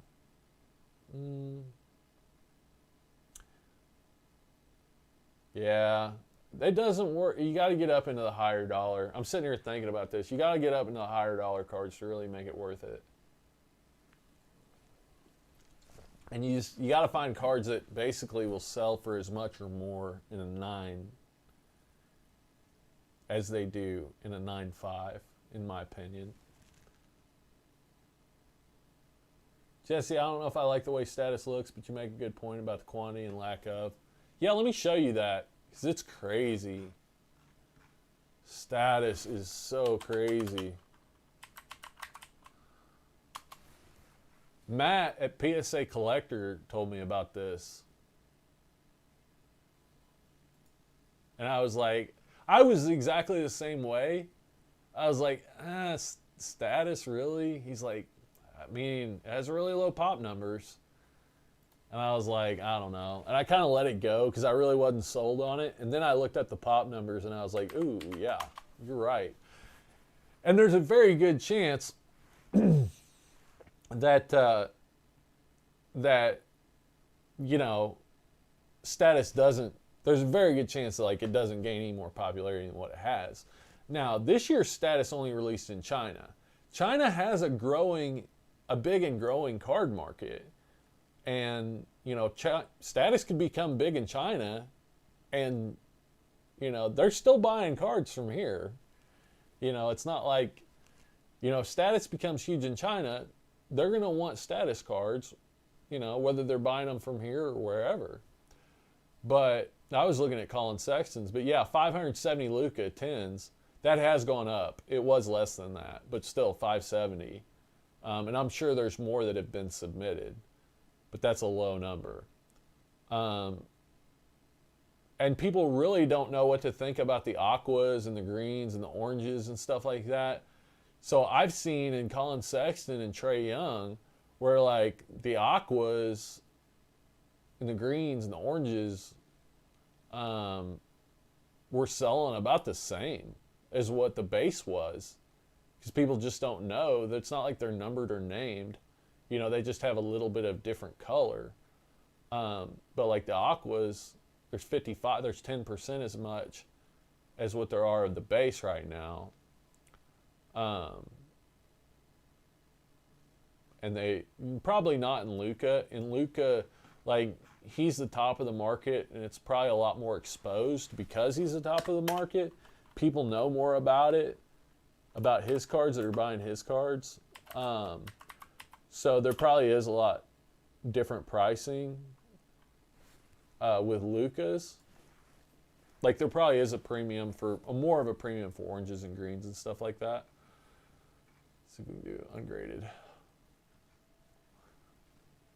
So this is base, and there's also, okay, so there's 2 base cards in status. There's like, it's kind of like Select where you have like Concourse and Premier and Courtside, and it is done by numbers. So here's base status rookie, 100, 120, 100, but you will see an image variation of this card. So here's the base orange, 160. They're going for a little more, but they're a lot more rare. Here's the image variation. So that's number 172. The other one was number 122. So if we go back over to PSA, what the hell? Oh, there we go. This is the 122 card. The 172 card has 371. They're probably not any more rare, but these have blues and purples. They have a little bit different color scheme. They have reds, and again, the purples and the reds and the blues are a lot more rare. Looks like about 20% as much as the base card. And we go over here, and so yeah, the base orange is 160, even though there's 10 times less, or 10 times less of them. Let's see here. Let's see if we can find some of the other parallels. These aren't easy to find. They didn't make a whole lot of them. Not like, this is January 26th. We scrolled through like 30 of these. If I go to 2018 Prism, there'll be probably 100 sales today, and there's been 30 sales of these in the last. Of course, this is only ungraded that I went to.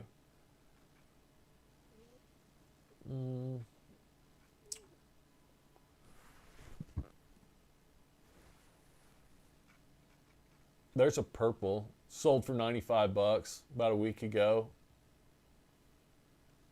So like I say, and a lot, you can find some really good deals on this status. There's one that sold for $50. Now maybe it's got a ding corner or something like that, but people aren't paying attention to it, and maybe nothing happened. Maybe it's still, 2-3 years from now looked at as a cheap set. But I think it will get more exposure just because people at some point will realize, hey, this is really low pop cards. I bought some Colin Sexton of these. Now I will say I bought 4 of these off eBay. I bought a green, a blue, an orange, and a white. Were all in a lot. And I got them cheap. I can't remember what I think I paid $5 a piece for them. Of Colin Sexton rookies, and it's the first card, the first kind of base. So it's not. I guess it's not like Select where the higher number card is more rare necessarily, but the variations definitely are. Now these cards all had like very minor issues, but being that they do sell for cheaper right now, I didn't necessarily want to send them in for grading. With Colin, I feel like is undervalued. I don't know what I want to do with these. They're in really good condition, but they all have like little dimples, surface dimples. They're going to bring them down to a 9. And a year from now, I don't know how well a Colin Sexton status 9 sells. I feel like Colin Sexton's cards are almost like, I feel very good about them going up over time. He's just a really good player. I think he'll continue to be a really good player. But these sell for like $10 or $15 on ComC. So do I want to hold them for a year, or basically more than double my money on ComC Like, I don't know. Probably just a big thing with sports cards is rolling inventory. That's a big thing with sales with anything. Like Gary Vee says, fast dimes eat slow quarters. It's true. Like, if I can sell 1,000 cards and make $1 a piece off of them over the course of a month, you know, and it's like ComC is really easy. That's where ComC comes into play, as far as that's concerned. If I can sell $1,000 or 1,000 cards and make $1,000, that's better than selling one card and making $100. You know, all things considered. That's how a lot of people look at it. Like, people will buy a $2,000 Luka to make $100 off of it, right? But over the course of a month, they'll buy 100 of them, and they'll make 10 grand. They'll buy and sell 100 of them over the course of a month, and they'll make 10 grand. Not everybody can do that. Not everybody would want to do that. Slobs, I just canceled a $600 order with them. Couldn't justify spending money on waiting for 10 months. What happens if you cancel an order? They're just trying to cut down on flippers, which makes sense. Yeah, I hope so. Like, I flip cards on ComC, and I will buy and sell some cards. But like what we've seen with Luka is, I mean, just in the modern market, like just like what I said, like people will have a buyer and a seller, and you know, just be turning these cards over and over and over. And that was easy to do last year when everything was going up consistently. But, you know, I was kind of saying this, and I feel like it's true, that Luka's not the hottest shit anymore. He's still hot, but not the hottest, you know? And so maybe he is the hottest, but there's Zion, now there's Ja Morant, now there's LaMelo Ball, now there's other people that people have never seen before that are exciting, that, you know, people are interested in, and suddenly that huge population number that people told me didn't mean anything 3 months ago, suddenly we're looking at in a stagnant market. Maybe that does mean something. I mean, Luka's cards have dropped like 25% in the last couple months. They've remained stagnant and they've dropped, and his numbers have gone up. So maybe that population count does mean something when it comes to supply and demand. I'm just tooting my own horn here. See, I told you so. But that's what happens. I mean, that's just what happens in cards.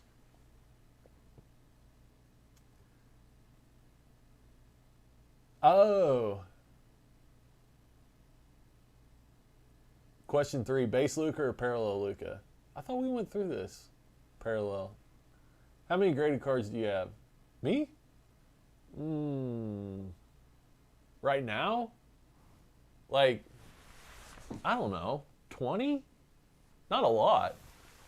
I pretty much buy and sell everything. Most of the stuff that we went through this, most of the stuff that I, like, really care about isn't worth anything. Like stuff, I have cards that are like just tied to memories of like me and my dad and just stuff that's really not worth anything. So it's most stuff is pretty easy for me to let go of.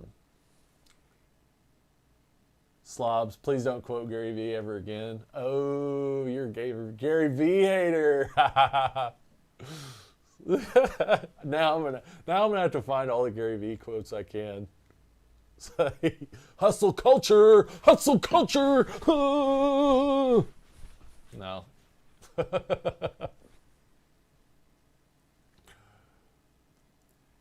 Jesse, I remember seeing a couple variation ones like orange and blues in PSA 10. They sold for like $360 back when I first got into it. Yeah, I'd say that's about right. The Luka variations. But the Luka bases sell for about $360. Luka hoops bases sell for about $360, and trays sell for like $150. That's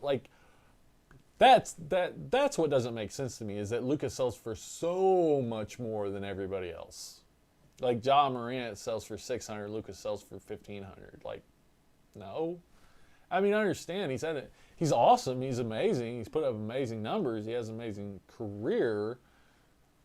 But he doesn't have an MVP. He doesn't have a scoring title. He doesn't have a finals. He doesn't. I mean, and he has 3 years of, like, not even 3 years of work, of work history, basically, references. Slobs, no, like people sending in 30 or 40 of the same base card at a time. Yeah. Yeah, I get you, as far as flippers. Jesse, I like Gary, but in one of his videos, he was addressing the rookie chasing that's happening and how he doesn't like it, but he kind of started it when he told everyone to go buy Luka's. Yeah, I mean, I know what you mean. Like, I think it's hard. And he says this. I've heard him say this, and it's hard for him. Like, he wants to be excited for something, and he wants to tell people about it. But if he tells people about it and people go buy stuff and those cards go up, then it's his fault for promoting it. So, and when he was telling people about Luka's base rookies were selling for $300, right? So, I mean, and we didn't have pop numbers at that point in time. We didn't know what the production was necessarily. Oh, you mean that people are grading like random trash player cards and inserts? They are. Like, I mean, not random trash player cards, whatever. Like, but it is like profitable to grade, a lot of the 2019 rookie class that hasn't really done anything. That's averaging like, I mean, Bull doesn't play much, hardly at all. Like, he averages like 4 points a game, But if you get a PSA 10 Bull Prism rookie in a PSA 10, that's probably $150, $200 card, maybe more. So it's profitable to pretty much grade every rookie from 2019 right now.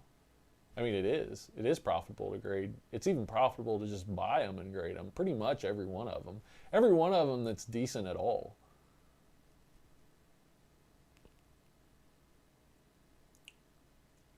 All I see online is sellers now with basketball shoes and online exclusives. I haven't bought anything in a month. I hear you. I get it. Like, that's another, like, I don't go on Facebook groups and what, like, people selling stuff. They're always asking more than sold comps. And realistically, with PayPal and eBay fees, you should be asking about 10% less if you're trying to sell to a private seller. And no, everybody's always asking more, And, I get it. Like, price it for more and, like, accept offers, but I don't know. It's just, that's annoying to me. We have we've lived in a consumer culture for years and years and years, and this is like that times 100 right now. And for collectors that have been in it for a while and like just done it for years, to have this, like, it's kind of like it's a little bit stomach churning.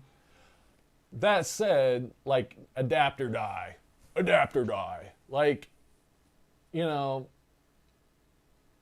it's exciting, it's interesting. I have fun with it, and I try to have fun with it. I try to be open-minded, and I try to embrace it because it is the hobby. Like, maybe it will go back to being the way it was before. Maybe it never will. I love the hobby, and I want to be a part of it. And I don't want to be angry about it. Like, I don't want to be bitter about it. Like, I want to be able to enjoy it. And in order to enjoy it, like, I've got to make some concessions about the way I look at it. I was definitely real salty about it when I first, like, realized what was going on. Because I was all, like, had my nose in my vintage stuff, like, and wasn't really paying attention. And then I realized, like, everybody's going batshit crazy about sports cars. I'm like, what? Like, what's going on right now? Like, why are these people doing this? This doesn't make any sense. Slobs, that's cool. Yeah, I went on crazy being stuck at home and did both. Yeah. CC, sometimes you don't need to chat for 10 minutes, and that's why some stuff sounds like a question you already answered. Maybe you should start Gary Vee cringe vids. Yeah, what Jesse said.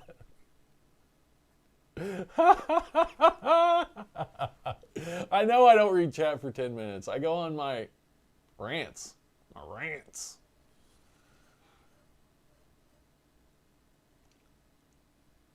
Otherwise, I'm just sitting here staring at the chat and waiting for you all to say something, and then like giving you some boring ass answer, and then moving on, and then staring at the chat and waiting for you to say something. You know, like I don't know. I don't know that long term that's really gonna be what people want to view necessarily. What? CC, if you had a PC card that you wanted, would you rather buy a good-looking raw card and just one-touch it, or get it graded? Also, when you want a PC card, do you find more satisfaction in having tens or just having the card?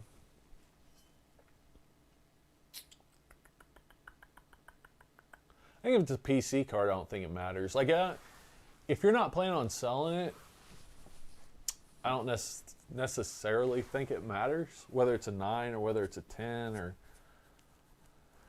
or I think if it's a specific card that you really want, get what you can afford. And then if you want to upgrade it down the line, you can upgrade it, you know, get what you can afford, put it in a one touch, you know, if it's not a graded example. You know, if you want a graded example, get a 7 or an 8 or a 9 or whatever you can afford. And if you want to upgrade it down the line, then that's an option. I mean, you can always, you know, get a more expensive version when you have the money or whatever. And keep in mind that if that card goes up in value, that raw card's also going to go up. Now, it's not going to go up. Like if that card's $1,500 card and the raw card's $300, you know, and down the line you want to upgrade to the PSA 10 version and now it's $3,000 and the raw card's $600, you've still got $1,200 difference in what you could have bought it for, but you didn't have the money, so it doesn't really matter. And that's a big part of the card game too, is just like, you know, but when you make a decision, just roll with it, look forward, don't look back, and just keep on rolling.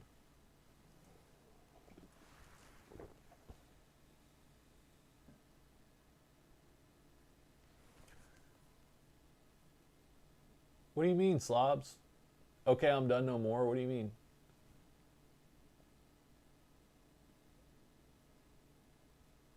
That's all bots. What's going on? Oh, yeah. It retracted a couple of your messages. Normally, oh, did you try to post like a link or something?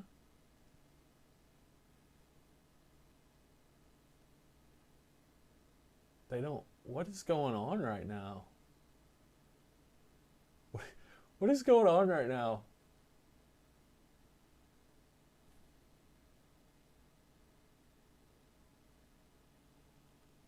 Do you all have like an inside joke? Like, I do not. I'm not following anything that's going on in chat right now. All right. So, anyways.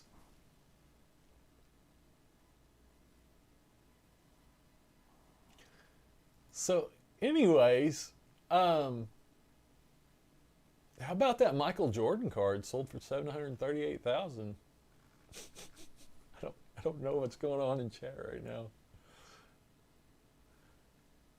He was talking about how you can't get any online things like to buy.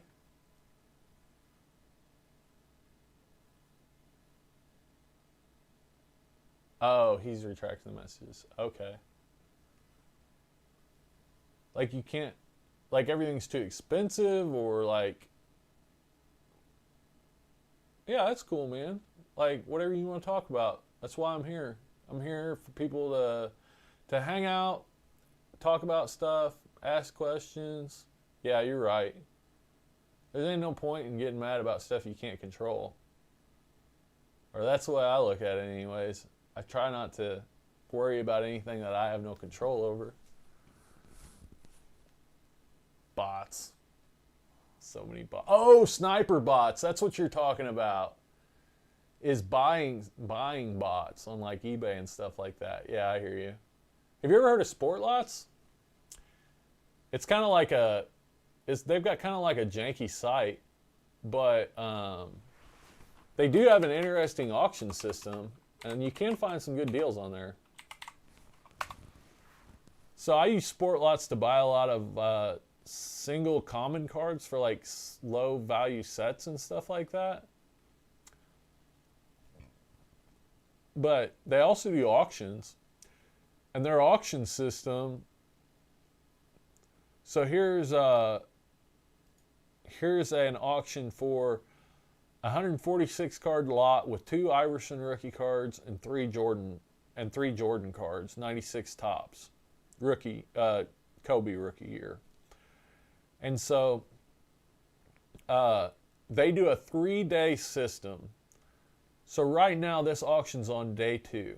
All right, the bid's $96. If this auction, if it goes 3 days, if it goes 72 hours without a bid, then it's over, right? So let's say the bid's at $20 and it's on day 3. If somebody makes a bid, then it starts over and it's 3 more days, right? So there's no snipers. Like, that's why they did this, is to eliminate people sniping. And you would think it would take a long time for an auction to get over, but it doesn't seem like it really makes a difference. It still takes about 7 days, sometimes a lot less, because people don't care about being, they know that like waiting to put in a bid doesn't help you. Like, so people just put in the most they're willing to pay, and that's it. Like, that's the bid. There's no like lowballing and then waiting to see if somebody outbids you really doesn't benefit you necessarily.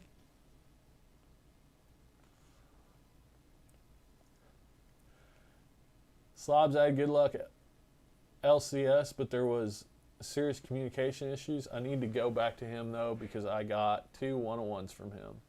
Nice. Yeah. Card shops are awesome because you can hold cards in your hand.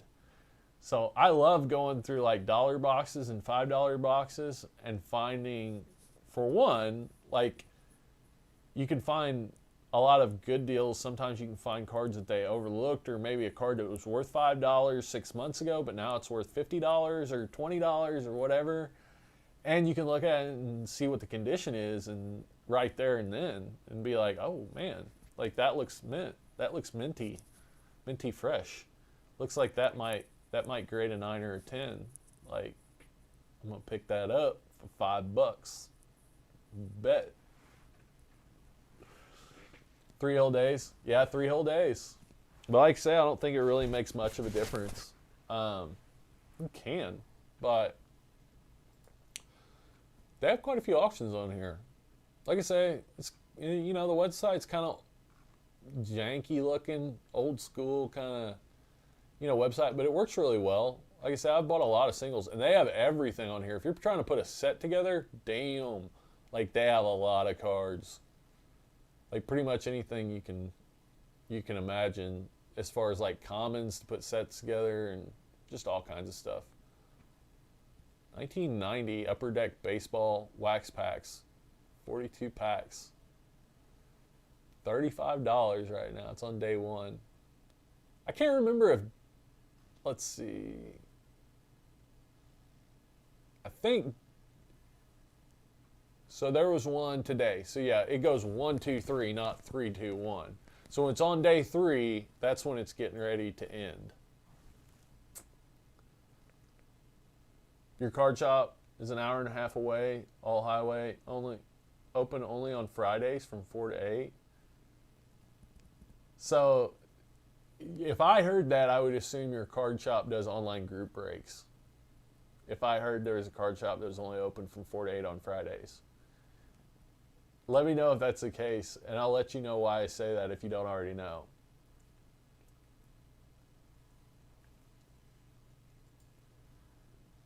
I've had really good luck with Sport Lots with their customer service, and like the thing is, like I can go on here and I can, let's see, 1986 Roger Clemens, or actually you just got to put 1986 Topps. It's on baseball, so it'll go just 1986 Topps baseball. Oh, and then if it's just regular Topps, then you put base set.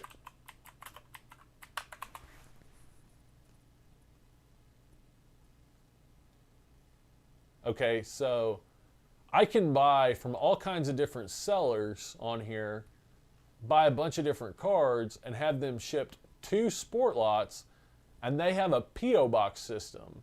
So these sellers will package all these cards together, these cheap ass cards, and send them to Sport Lots. Like you can get commons on here for 18 cents a piece. And that's kind of the lowest you can get them for. That's like the set lowest. But you can still get them if you're finishing out a set for 18 cents a piece.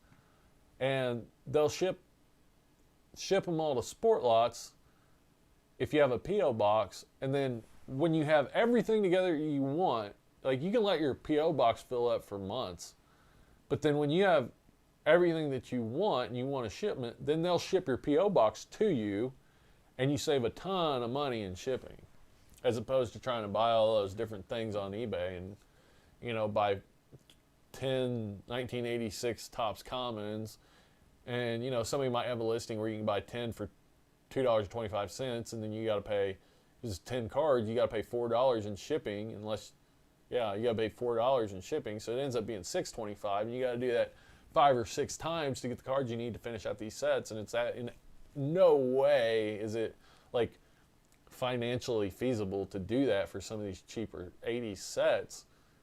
But on here, like you can do that, but if you're shipping to a P.O. box, because they can bunch together different orders and ship them to Sport Lots at one time, you might pay 0, you might pay 50 cents, or you might pay $1. Different people have different rates set, and that's one thing I look at whenever I'm looking, like, who can I get the most cards in this set from, and who has the lowest shipping rates for P.O. box. But then they ship all of those cards to you at one time.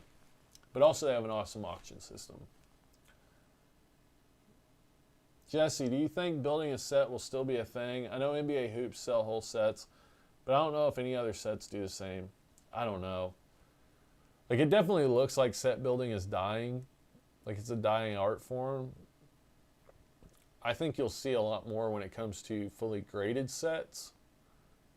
And even, you know, more, like, I've thought very seriously about putting together a full set of 2012 Select Silvers, because the majority of the set you can get for really cheap. Now, yes, there are some cards in there, like you want a 2012 Anthony Davis Select Silver, even raw, you're probably paying $2,500. And it would be an expensive set overall. But the majority of that set, now Prism, 2012 Prism's not the same. Like even the cheap common 2012 Prism Silvers, you know, you're paying $10, $15 a piece for. But with the Select, you can get a lot of those for like $1. A lot of them for like $1. And I think it's a 200 or 300 card set. So you pay a couple $100, and it's first year Select. First year Select, first year Prism, 2012 is. So first set of first year Select Silver could be worth a lot of money one of these days. You know, you're Anthony Davis, you got Damian, you got a bunch of rookies. It would not be a cheap set just because of those rookies. Even in raw form, you know, you're probably paying 10 grand to put that set together. And I don't have that kind of money right now. But I could buy up, you know, the majority of the set for $150, you know, and then just kind of add those to it as I went. Like you can buy a raw Dame Lillard Select Silver probably for, I would bet a couple $100. There's a lot of good rookies in that set. I can't even remember who all's in that set, but there's a lot. Chris Middleton's in that set. There's a lot of people you wouldn't think of. Anthony Davis, Damian Lillard, Kyrie Irving. I know there's a lot of guys I can't think of right now, but there's a lot.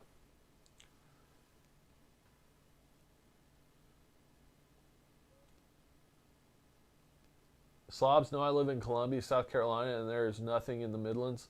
There was one, but he stopped selling, I think, because Pokemon and that stuff. But cool, I added this.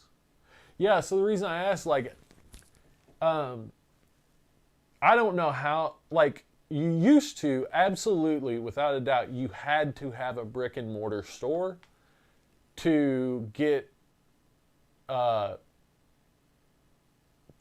wholesale wax, to get hobby boxes, wholesale, to have any type of relationship with a distributor to get wholesale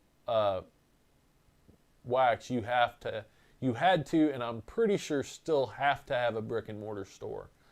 So there's a lot of people out there that have a brick and mortar store that are hardly ever open, or maybe are never really open, just so that they can get wholesale wax to do group breaks. That's a thing. That's a real thing. Like probably 4 out of 5 card shops that are out open nowadays are just to get wholesale to do group breaks. And it used to be hobby was only allocated to hobby shops, and retail was only to like Targets and Walmarts. And they've thrown that all out. Like now, like now they've changed it up to where it used to be easy for brick and mortar stores to get their allocation of hobby product, but I think a lot of it's corrupt salespeople, probably.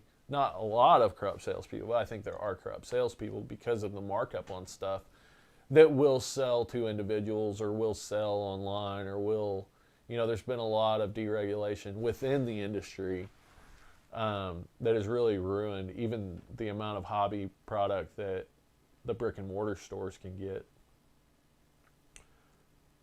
Jesse, dude, I see so many new people on Instagram with hella product. That's how they get it. Not necessarily. Like some of them probably get it from retail. Like if it's hobby product, yeah, I mean you pretty much have to have, you either have to pay resale price for hobby product, or you have to have a brick and mortar store to get hobby product, like at wholesale price. And even wholesale price is probably now higher than suggested retail price for basketball, at least. Like that's kind of how Panini sets their suggested retail price, is with those Dutch auctions where they'll start at like $2,000 and then go down every 5 minutes from there. But with breakers nowadays, they'll end up selling out at $2,000.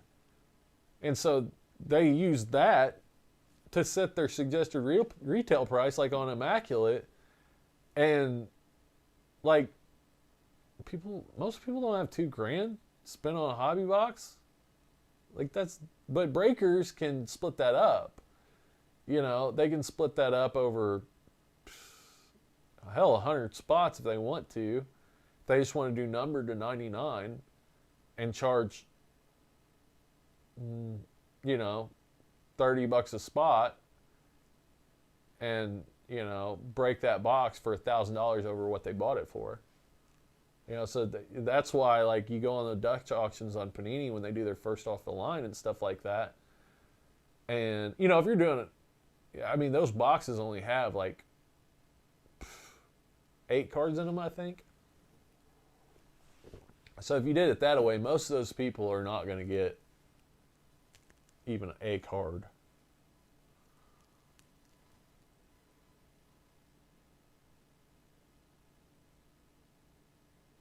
Slobs, yeah, I know. I'm just being a jerk about it. Oh, that's cool. I'm down with that. I opened a couple cases I got from Tops Online. I'm just being a jerk. I put together 22 sets last year. Oh, that's awesome. 5 master sets? Wow. That's cool. That's like, I respect that. I enjoy putting sets together. Like it's, I don't do it at that level, but I do like doing it, and I do think it's important for the hobby, because otherwise, like, what we have right now is basically, if it's not worth grading, then it's not worth anything. Like, try to sell some base mosaic. Like, I sold some stars, some base stars, and like colored parallel mosaic online that wasn't rookies, and it was like 50, like a lot of like 50 blue reactive, orange reactive, and it had some good players in there, but it wasn't rookies, and insert subsets, stuff like that. I got $5. Like, that's like 10 cents a card, you know. And so that's what you have when you don't have set builders.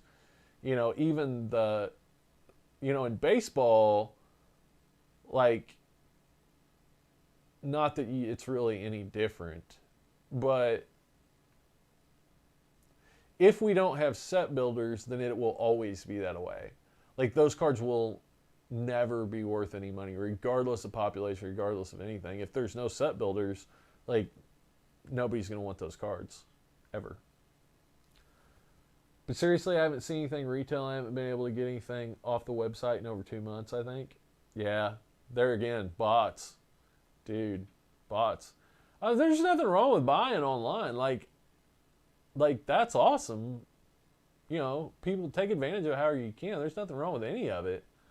I don't have anything against any of it. But it's just like the way it is. I would rather be able to walk. I really do wish Walmart and Target would put sell limits. All Walmarts and Targets would put sale limits on stuff to, you know, 2 products or 4 products or whatever, because at least then it gives people a chance to get something. Like, they're probably still not going to, because then the people that are camping out there every day are just going to have all their cousins and everybody come in. Somebody was I was looking on Reddit, and somebody was talking about how they finally found a store where the distributor was stocking, and as soon as he got there, the gal that was stocking with the distributor company called her friend, who showed up like 5 minutes later, called him and was like, "Hey, you better get here, some guy's here." And the guy said, "I was only able to get a couple megas and a couple blasters, and that guy took everything else." So, which, that person should be fired for that. Like, you should not be able to do that. I mean, I don't know that there's any rule or law against it. It's just wrong. Like, it's just bad for the hobby. I mean, it would be tough to pass. It would be tough for anybody to pass up basically an extra $1,000 sitting there in front of you on the shelf, or $2,000 when you're staring at product that sells for 3 times what you can buy it for. That right there, like, you can literally take it out to your car, take a picture of it, and have it sold by the time you get home for 3 times what you just bought it for, and triple your money in an hour. Like, that's a hard to pass up. But I just feel like all those stores should put selling limits on stuff, so at least people have a chance. Jesse, I don't know what I want to buy, CC. Recently, I've narrowed it down to old guys like Ray Allen and Allen Iverson, Duncan, and buying numbered select of rising stars like Bam, Jaylen Brown, etc. Yeah. Like I like all of those. I think all of those have potential. I think Bam Adebayo has superstar potential. Like a guy his size that is as athletic as he is, that can shoot a jump shot like he can, a mid-range jump shot, and get blocks and get rebounds. He's exciting. He's got a good media presence. He's always getting interviewed. People like him. I mean, and I just think, like, and Stan Van Gundy said, and the way I feel when I watch him is he has a lot higher ceiling than what he's shown. Like, he's capable of being a lot better than what he even is right now, and he's already pretty good. Like, he was on the All-Star team last year, and his cards are cheap.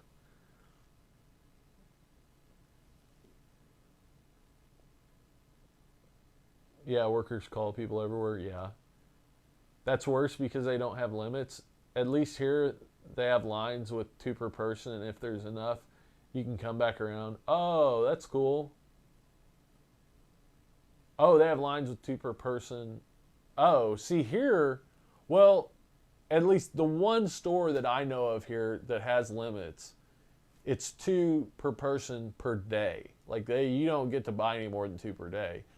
But do they actually monitor it? And I would say no, because that particular store, I haven't found anything in there in the last 2 months. Like you're saying, the last 2 months. Like, and I think they started having limits about a month ago. So since they started having limits, I've went in there several times. I've never found anything. Like, it's so bad, I don't even think people are stocking. Like, you go in and there's nothing. Like, it'll just, like, there won't be any Pokemon. There won't be any cards. Like, there is never anything. And a lot of that Pokemon doesn't have a resale. And even a lot of the cards don't have very good resale. But, yeah, I just feel like maybe they've quit stocking certain places because it's that Armageddon, like, whenever you go in. People working at Walmart and Target here, so I don't shop there anymore. There's got to be a lot of people buying stuff before it ever hits the shelves that work there. Right? Like, that's got to happen. Because I guarantee you, if I worked at a Walmart, I would know whenever the distributor came through. I would know. Now, is there a rule against, like, going and buying stuff? Am I saying people are taking stuff out the back? No, not necessarily. I don't even know. That a lot of them, I don't even think they stock it. Like, they don't even keep it at the store. Targets, I think they do, but not necessarily Walmart's. But some Walmarts they do, because I have seen Walmart employees stocking the shelves. But I guarantee you, I would know when the distributors were, when they normally showed up. And that's probably a lot of who's calling. Jesse, my thing with numbered selects is they might take longer to come on demand. Yeah, definitely. Yeah, they definitely might take longer. And, some of the stuff, I don't know. Because as young as you are, you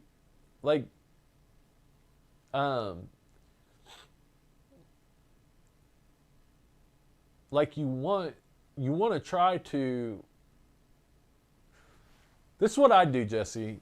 If I was you, okay, I would try to find a show where I could go and do exactly what I was talking about. Like, look through dollar boxes, look through $5 boxes. Like, if you want to increase your bankroll with the money that you have, with the money you've made, like, that's a good way to do it. Go find dollar boxes, $5 boxes, $10 boxes, whatever.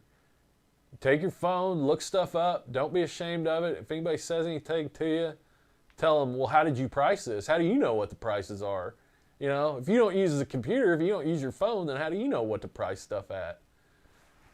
Well, or however, but, make sure you're getting good deals on stuff. Look at condition.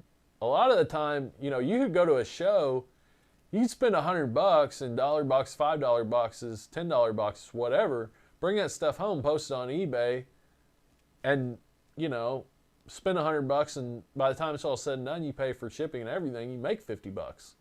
Maybe you make $100, but you just made $100.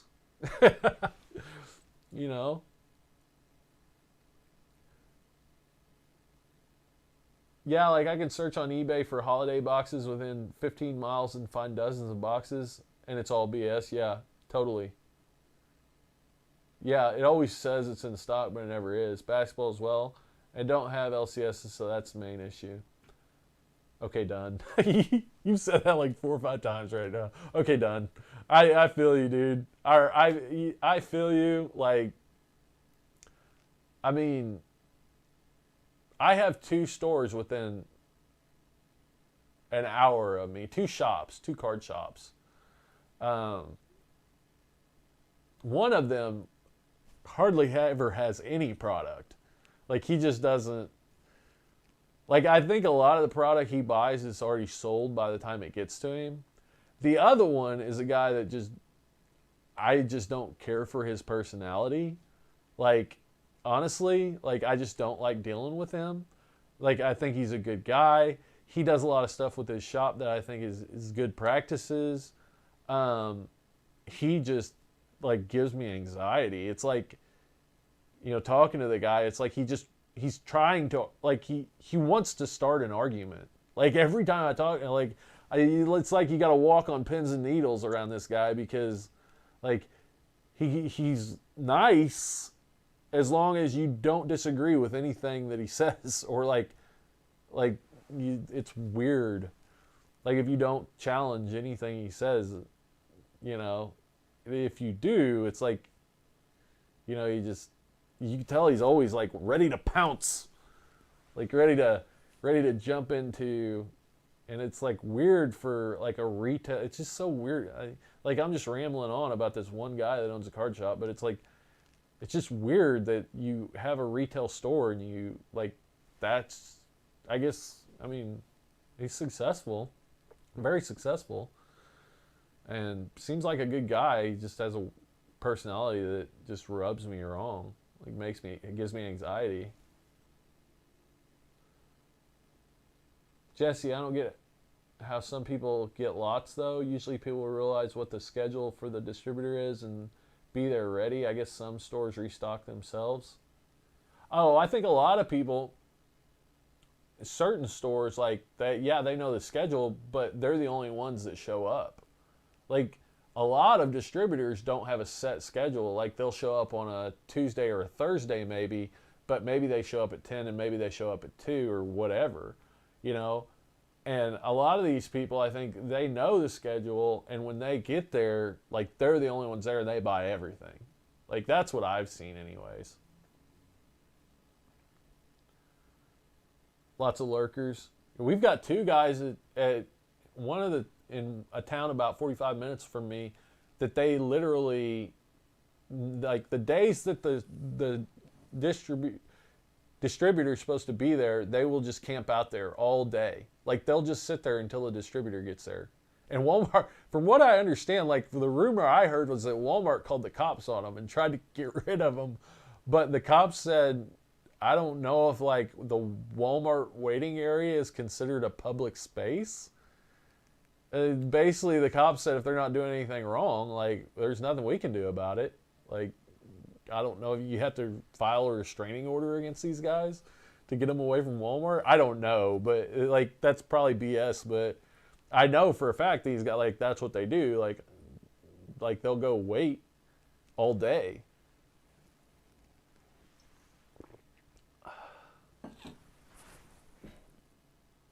Slob's just the market right now. People aren't working, relying on this. Not a good idea. I have lots of time on my hands, and I shouldn't be going nuts about this. I hear you. I've had a lot of downtime this winter, and I've spent a lot of time looking for cards. A lot of time. And I had a lot of luck earlier in the year in like October, November. And since the beginning of December, I haven't found anything. Nothing.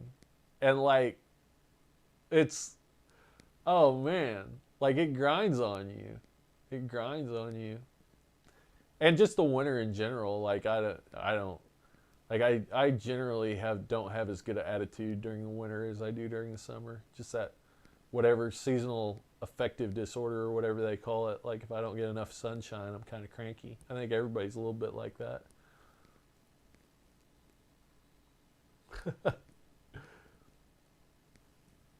I don't know, Jesse. I don't know. Maybe it's because I'm in the city, so the word just gets around. Because I don't know anyone here who gets those big lots.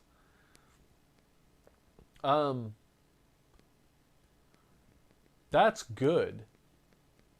Like, even if you have to go to Target, even if you have to go to Target and wait in line for a couple hours or whatever, at least more than one person is able to get product. Like, you being able to go, like with what you did, like I think you said you might have waited in line actually a lot longer than that. But you were able to get a Hoops Mega and something else. Prism Football? That's huge. Like, I would definitely go. If I didn't have nothing to do that day, I would for sure go wait in line to get a Hoops Mega and a Prism Mega or whatever. Like, you get a Hoops Mega and a Prism Mega, like, I hate to be this way, but that you can make like $200 off of that if you just resell it. Like, so you're waiting in line. Say you wait in line for 4 hours and you make $200. That's $50 an hour. Like, you know, that's a terrible way to be about it. But at least you're able to get it. You know, to open or whatever. And at least, like, it's not just one dude just waits there all day and then just takes everything and everybody else is screwed.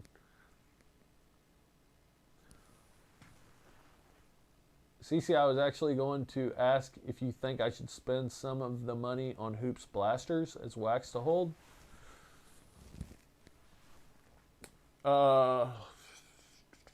Premium stock or 2021? You mean the premium stock?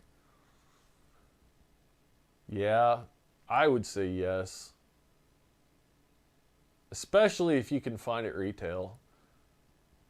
I think holding wax right now with as many breakers are in the market, and especially basketball wax. Like, I know, so I've seen several guys that they're doing hoops breaks all the time. And I know for a fact that when Mosaic quit printing, when they quit distributing, that product went up a lot. Because I was holding some, and it went from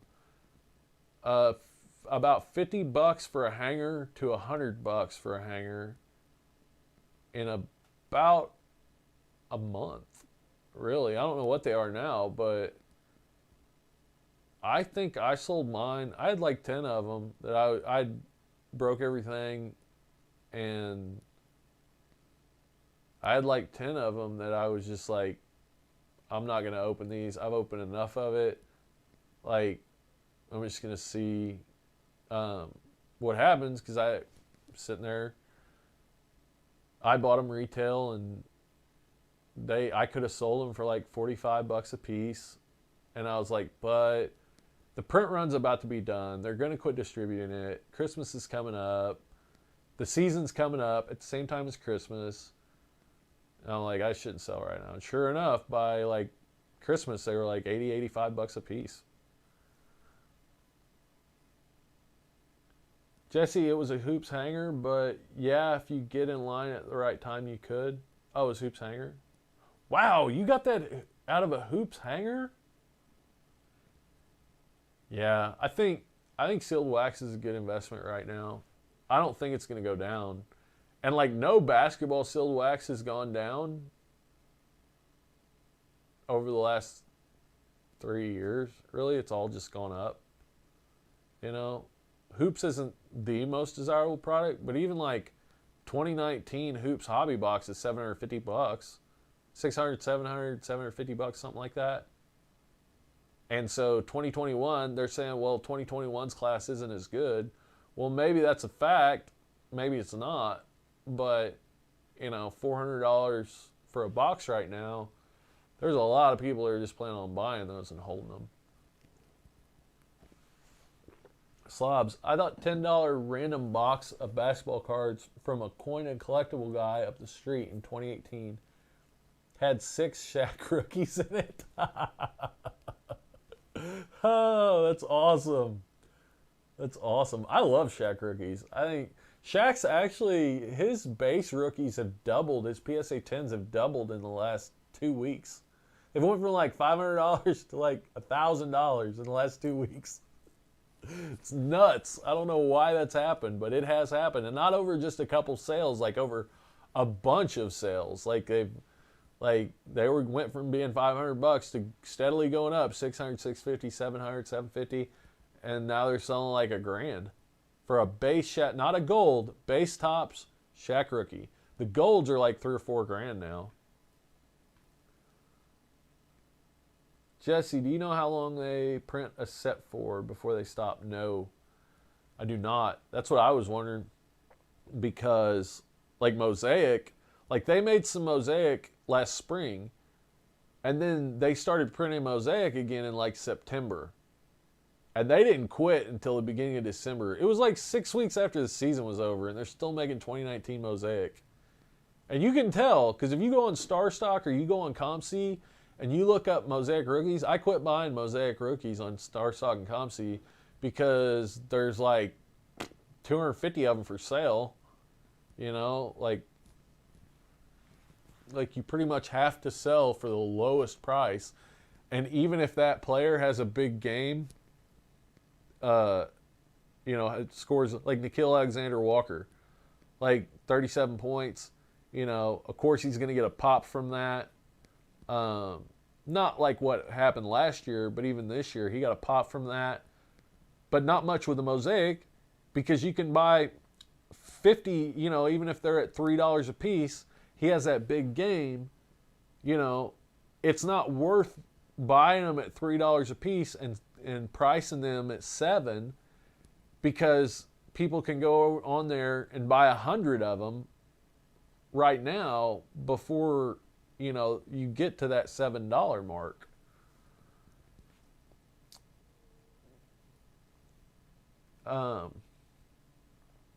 So no, I don't know how long. Yeah, it makes no sense. Yeah, and they don't tell you. They don't tell you production numbers. They don't tell you when they're going to start or when they're going to stop. And basically, it's just how much money can Panini make with this set. And with Mosaic, they could make a bunch. And that's why they kept printing it. Especially retail. And that's what's great for them with those retail relationships is that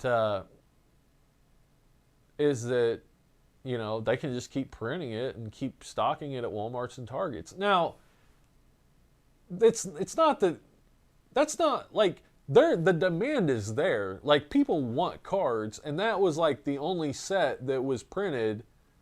They didn't quit printing Mosaic until 2021 draft picks came out. There really wasn't any other like they had Chronicles, and Chronicles didn't get printed very much. It pretty much ran up pretty quick. So all you had was Mosaic for a month there after the season ended. So, yeah, they're making money off of it, but they're also providing a value that consumers want. Like, they want something to open, and they gave them something to open. But they also made a lot of money. Slobs, in 2 years' time, up like 800%. Yeah. Yeah, Prism Blasters, I don't know how much they are now. 2018 Prism Blasters were like $350. A box that sold for $20 3 years ago has gone up like 17, 18 times. So like 1,700, 1,800%. Makes no sense why they're in the box. I don't want to go back.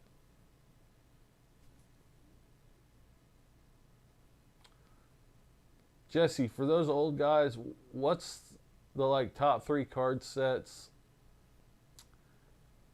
I know about Topps and Upper Deck. Is there any other popular ones? So, yes.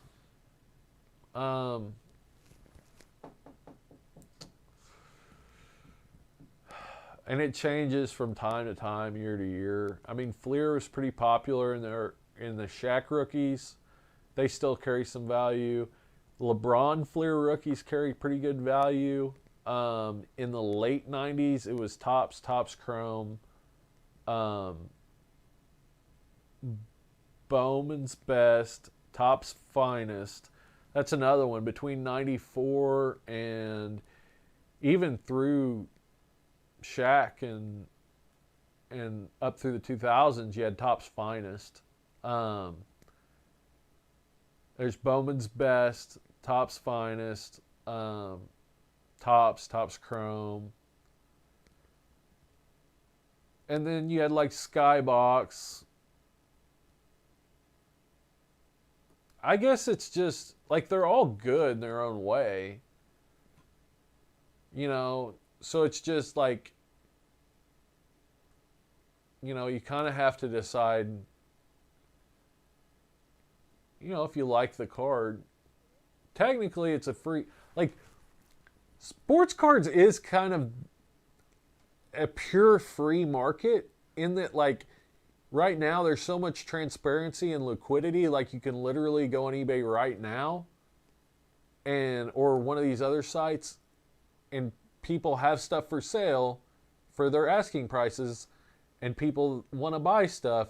So the price that stuff's selling for is it like that's the market. Like, we have a very pure free market in sports cards. You know, there's not much manipulation, there's not much regulation. I would argue, a lot of people would argue, there's probably is manipulation. You know, they're probably like, there's probably been 30 Shaq base rookies that have sold over the last 2 weeks that have seen that price go from 500 to 1,000. All right.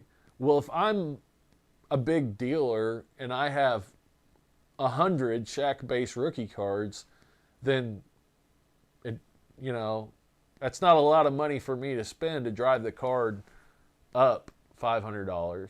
You know, and it's a lot harder for that card to drop, especially being vintage. Like, you just set a new bottom for it. Like, maybe it drops to 700 or 800, but you know, if I'm a big seller, that's a pretty easy manipulation to make. I'm not saying that happened, but you know, it seems like it probably does happen from time to time.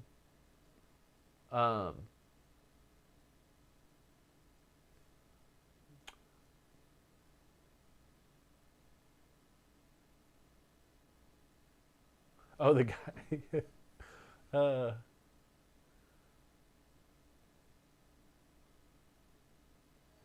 Graded Sun cards.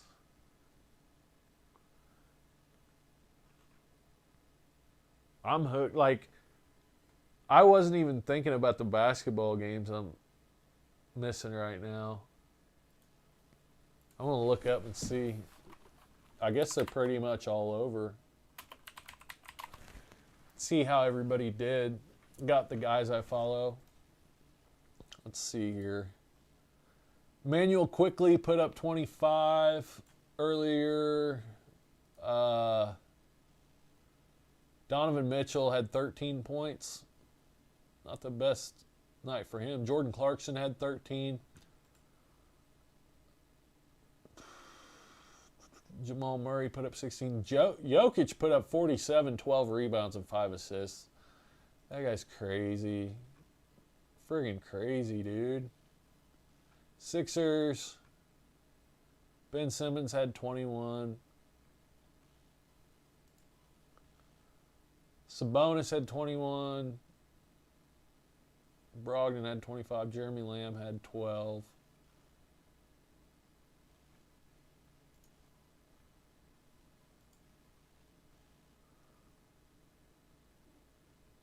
The Magic, nobody had over 16. Cole Anthony had 16 points, and he had the high. Siakam had 30 and 10.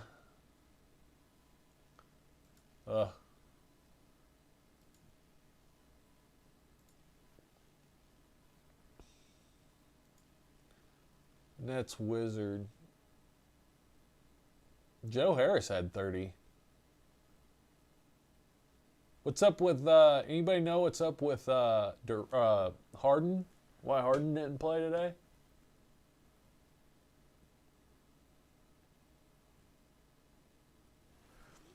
I'd be careful. I don't know. I mean, yeah.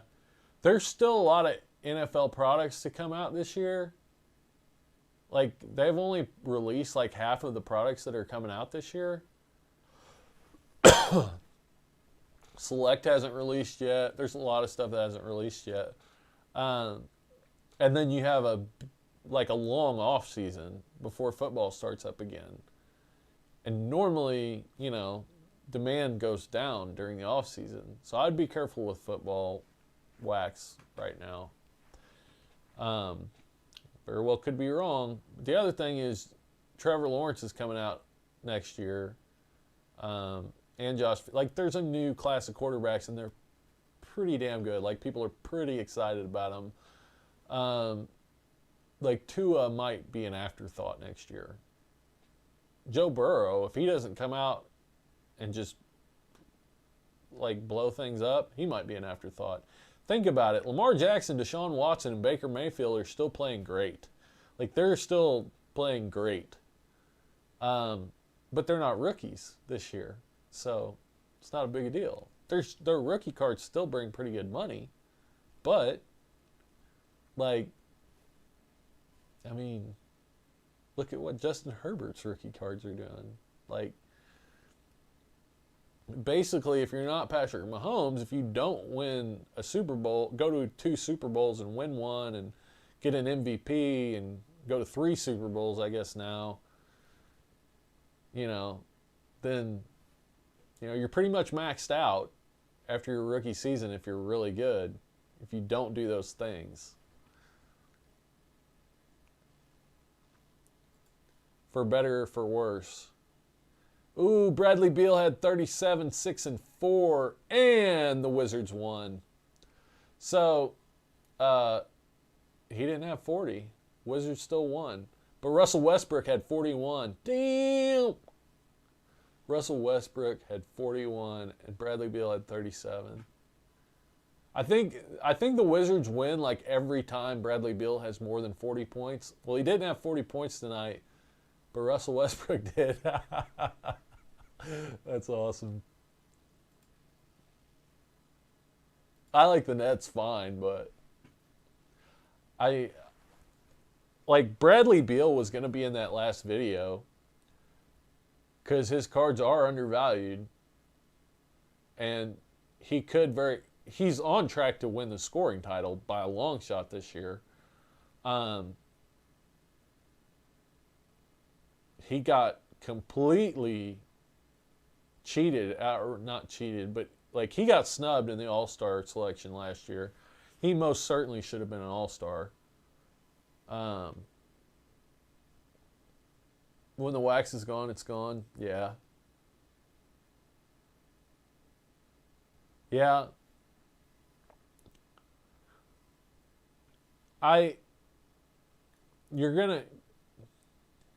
You'll be better off with basketball. The season's not over till July. I think there's a lot of room in baseball, and you have seen baseball wax go up. Some of it a lot over the last month. Like, what was it? 2019 Topps Chrome went from $150 for a mega box to $250 for a mega box in like the last 2 weeks.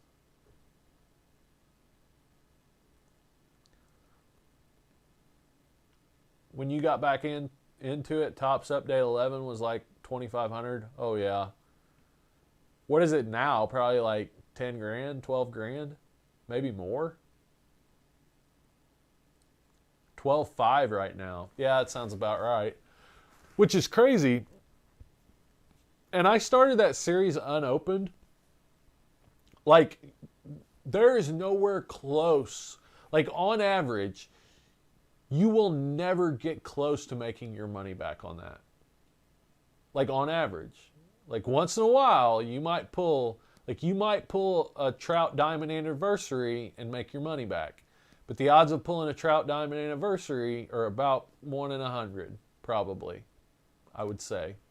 If that's a 300 card set, it's 330. That set's 330 cards.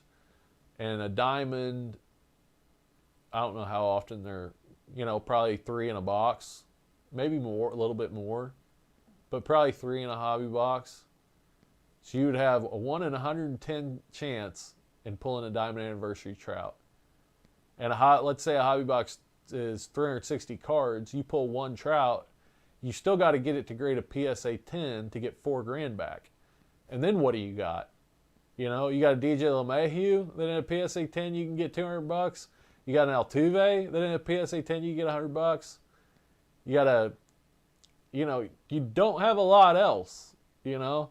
So overall, if everything grades a 10, then maybe you get $5,000 back, you know. Whereas, like, that's what I'm saying about this 98 Topps basketball is it's a 110 card set. You average 3 Paul Pierce, 3 Vince Carters, 3 Dirk Nowitzkis, plus all the inserts you could possibly get. Plus, you actually average more than 3. You average like 3 1/4 of each of those cards. You know, let's say, okay, Vince Carter's PSA 10 sell for $300. There's $900. Paul Pierce PSA 10 sell for about $300. There's $1,800 total. Dirk Nowitzki's PSA 10s sell for about $600. There's $1,800 total. There's $3,600. All the cards that you are pretty much guaranteed on average to get, if those grade a PSA 10, you've just made 1,200%. All right? Let's take all your grading fees and everything out of it. And let's say you make 1,000% on a 300, or yeah, 1,000%, 10 times, $3,000 on a $300 box. Now that's obviously best case scenario, and that's not normally ever going to happen. But even if all those cards graded a PSA 9, you know, the Dirks sell for $200 in a PSA 9, and the Paul Pierce and the Vince Carter sell for like $100. Or no, I think the Dirks sell for like they sell for $150, I think. And the others sell for $80, $90, $100. So even there, you're tripling your money. Even in that situation, you're tripling your money or more. All right? In a PSA 8, the Dirks, I think, sell for $80. That's $240. That almost pays for your box if the Dirks sell in a PSA. If they all came back a PSA 8. If all 9 of those cards came back a PSA 8. They're going to pay for your box. Plus your grading fees. There's no better. I have yet to find a better product out there. That box should probably be priced somewhere between $600 and $800 a box. And it's not. And I honestly hate, like, I don't even want to tell people because I've only been able to get one box so far. And at that price, I will buy every one that is listed. Like, literally everyone that was listed. And the only way I got that one is because I happened to be up at 4 o'clock in the morning whenever it was listed as a buy it now, and I snagged it.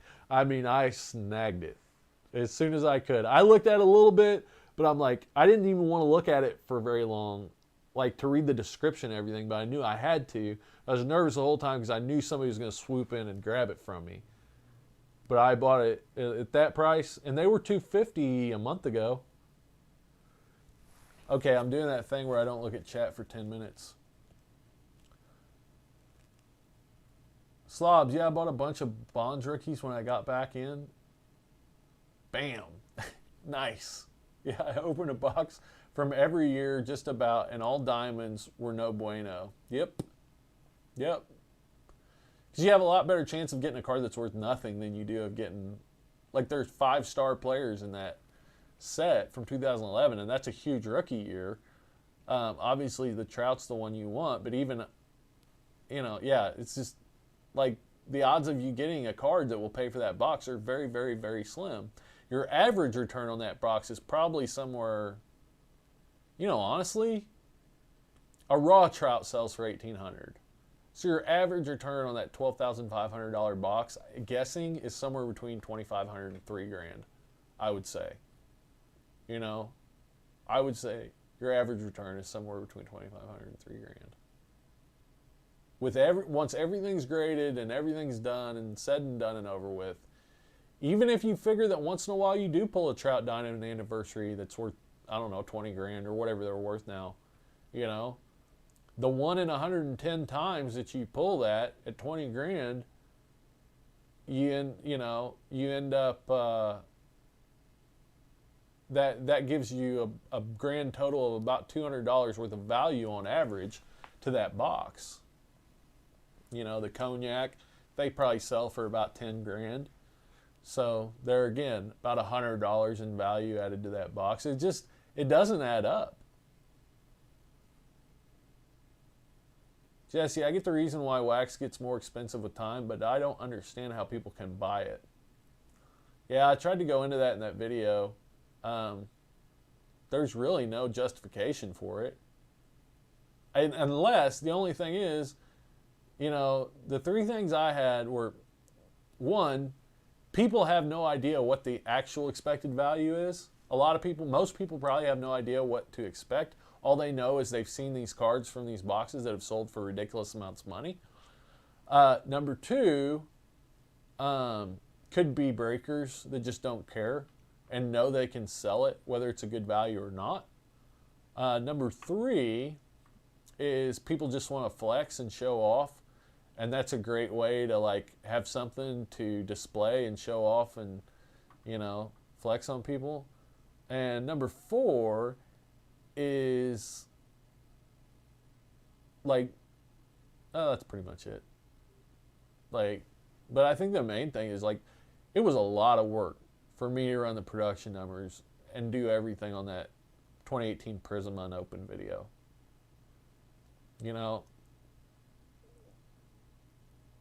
And most people either can't or won't do that.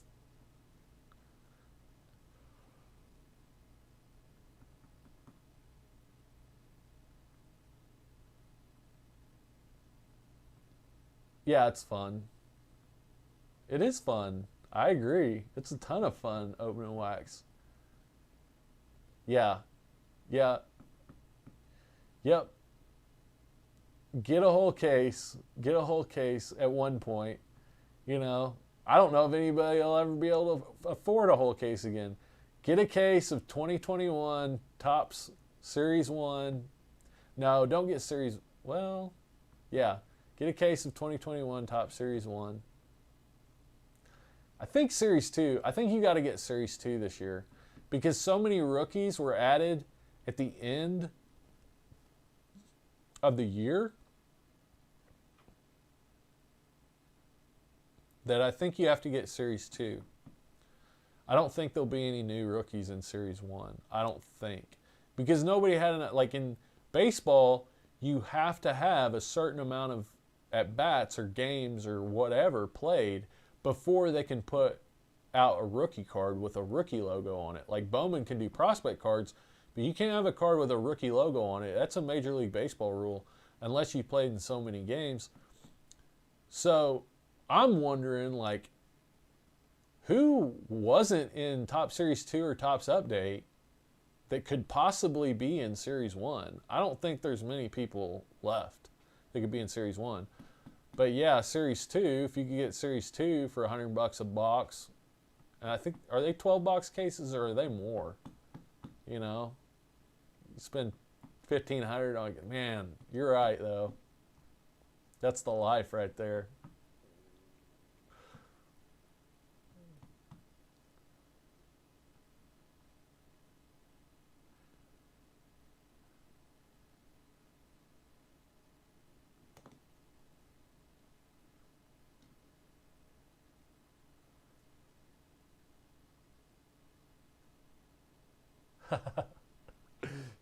I agree. Anybody that's trying to flex like that gets down votes.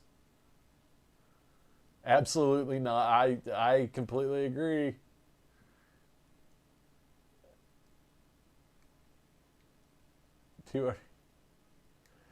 Yeah, so who was in Series 1 last year? I can't even remember. I think Bo Bichette was in Series 1 last year, wasn't he? Bo Bichette, let's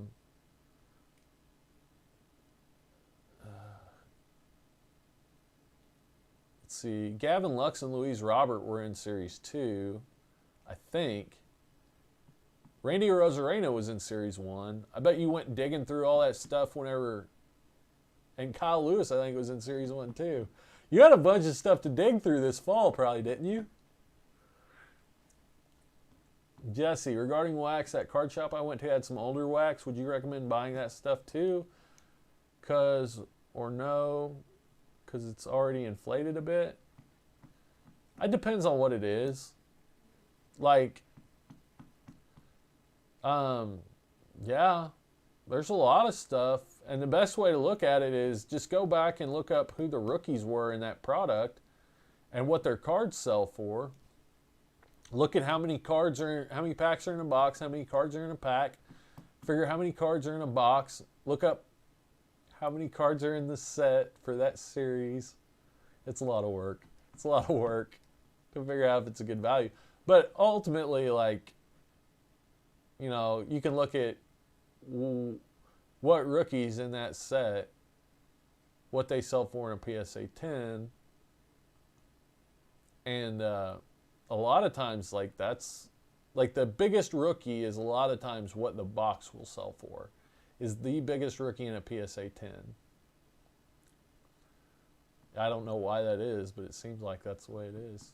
Unless PSA 10s are super hard to get out of that set, and it'll sell for a lot less. Like if they're 10 to 1, like if you only, like 10 to 1, I mean there's 9 times more, or like 9 times more 9s than there are 10s.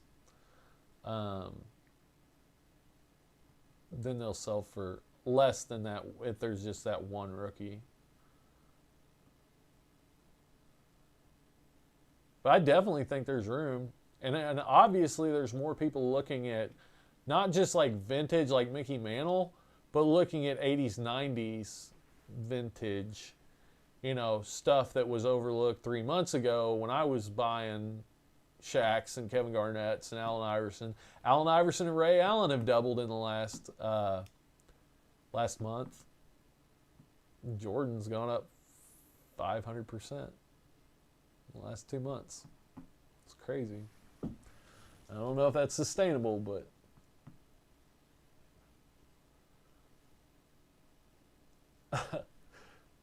four people saw it. Hey, respect, dude. YouTube's hard. Like, I've been really lucky with YouTube. Like, it's been work, but when you say I made 100, 200 videos, like, I get it. Like, I haven't made near that many. I just, I don't know. I just got in the right time or whatever, but it's tough. It's not easy.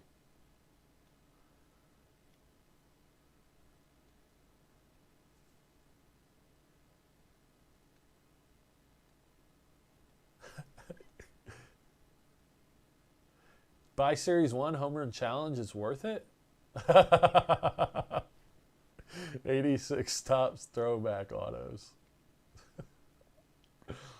Levi, what's up? What do you feel about Teoscar Hernandez? He's in an improving Blue Jays team, 28 and has a high barrel percentage. Yeah, I know. I know about Teoscar. I'm glad you bring that up. That's very interesting. And I can tell you've the 20, yeah, like he has a really high barrel. He was like top 5 in barrels, I think, last year. He was at least top 10. Give me just a minute to pull this up. Barrels leaderboard.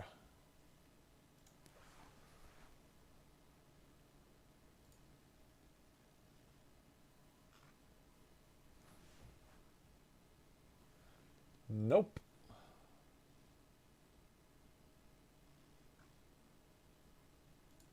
There we go. Baseball Savant. Teoscar was 5th. Yeah. Him being 28 years old. Okay, let me see here. Is why I haven't really promoted him as much. He hits the ball far as anybody.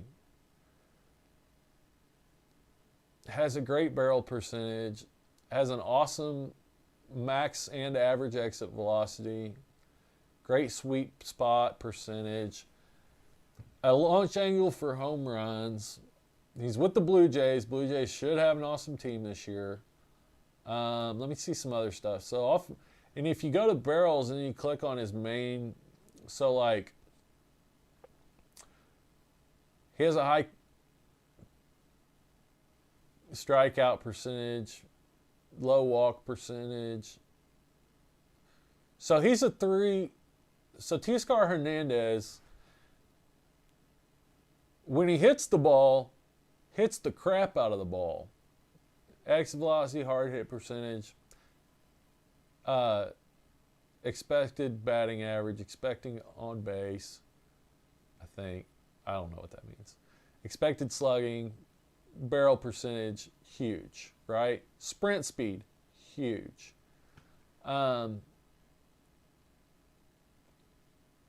But he's a I'm not even going to say a 3 main outcomes hitter. He's a 2 main outcomes hitter. Main outcomes are strikeouts, walks, and home runs, right? So I say that.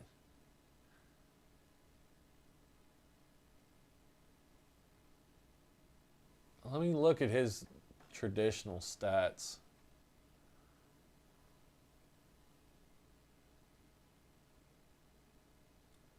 I mean, I think he's got a lot of potential, for sure, as far as his cards. And I'm doing that thing where I don't pay attention to the chat right now because I'm zoned in and I don't want to forget what I'm thinking of. I'm glad you brought this up, though, because I'm very interested to see how he does as well. And I want to see, because it's really like, you look at that and Teoscar Hernandez is a guy that could have 50, 60 home runs, right? Potentially. He's a guy that could potentially have 50 or 60 home runs. If he does that, his cards will get a lot of attention. And, right, oh, dude. Like, right now, you can buy his 2017 Topps Chrome rookie autograph for $11. Okay, so that's your, like, risk versus reward. Get out of here, right? Like, I would buy that all day long for $10. If you can buy his Topps Chrome rookie auto for $10, is his stuff really that cheap? Dude, I'm going to buy some of this stuff because it's risk versus reward. The reward is, if he hits 50 home runs this season, that card's probably a $300 card. So, yeah. Man, I had looked at Teoscar Hernandez several times. I don't even know if I'm saying his name right. I had looked at him several times, and I'm like, he's 28, he strikes out a lot. I looked at the numbers, but I don't think I ever looked up how cheap his cards were, because that's cheap. Yeah, dude, I'm buying some of this. I sold something the other day. I wonder how much I got in my PayPal, because I bought that box of 98 basketball. Here's his first Bowman. I wonder how much his first Bowman is. So his first Bowman's probably, it's 2015. Here's 2 first Bowman blue for $24.50. Oh my gosh. Here's this Nike tag cleats jumbo relic out of 10 for $25. Oh, that's cool. He was with the Astros, so, everybody's going to call him a cheater.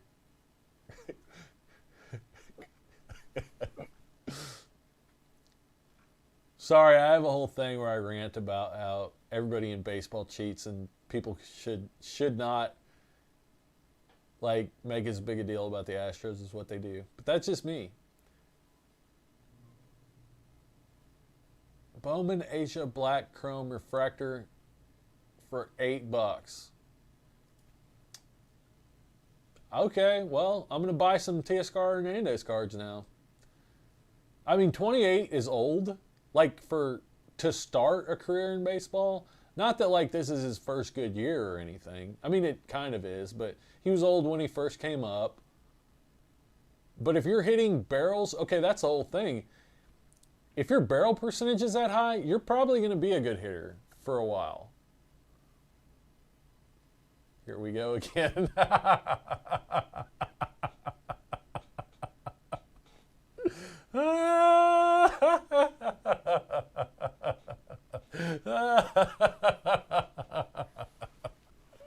Oh, hate on the Astros all you want.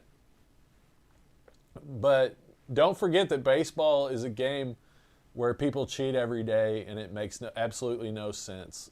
And I still love it. They sort of cheated. Dude, I want to buy this card right now. Is this a numbered card? If this is a numbered card, I'm going to buy it. Also, I don't know what the Asia ones are. It's a black Asia chrome. I don't really know what that means. Believe it or not, I don't know everything. I guarantee you believe it. Wait a second here. I'm so glad you brought this up, Levi. And like, that's awesome. Like, that's what I love about having this channel is like learning and people like pushing me to learn more or like me pushing myself or whatever. But yeah, like this is a play I want to make. Like, I could spend $50 in Teoscar Hernandez cards and have a first Bowman autographed numbered refractor, you know, or like 3 or 4 2017 rookie autos. Like, that's, to me, for a guy that has that good of stats, like that's kind of a no-brainer in my opinion, to me. Now, not necessarily for everybody, and you know, that's a bet I make. That's a bet that I would make on a guy with those stats for that amount of money. That is a bet I would make pretty much any day of the week. I'm going to watch that. Hopefully we don't end up bidding against each other. Oh, Teoscar. Teoscar? Is that right? I'm probably still saying it wrong. Teoscar. Teoscar. Oscar. Big Mad Dodgers, the GOAT.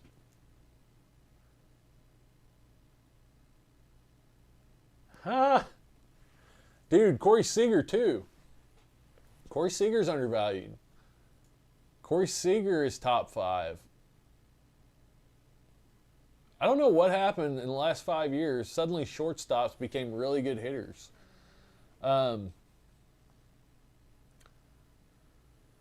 So Tatis Jr., Corey Seager. Corey Seager had a higher barrel percentage than Juan Soto last year.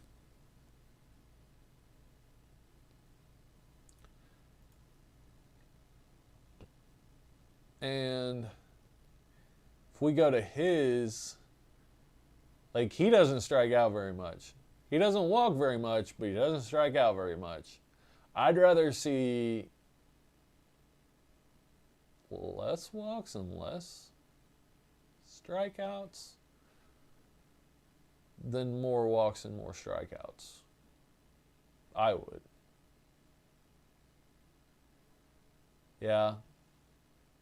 Corey Seager's stuff's not super cheap anymore, but I don't really think it's not really that high in my opinion either.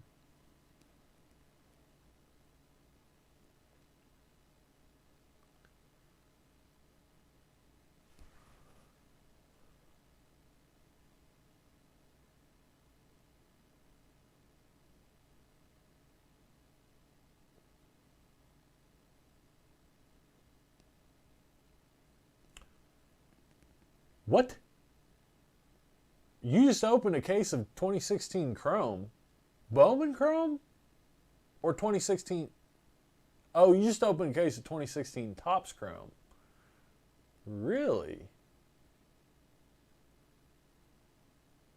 His rookie Topps Chrome 10's $90. That's way too cheap. There's no way that's right. No way. There's no way that's right. Is it?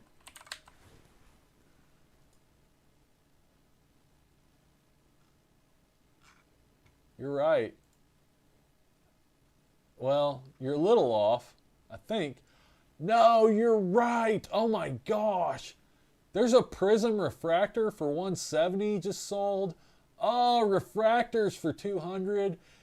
You have got to be kidding me, dude. A base Tatis or Soto Topps Chrome is $350, and a Corey Seager refractor is 200.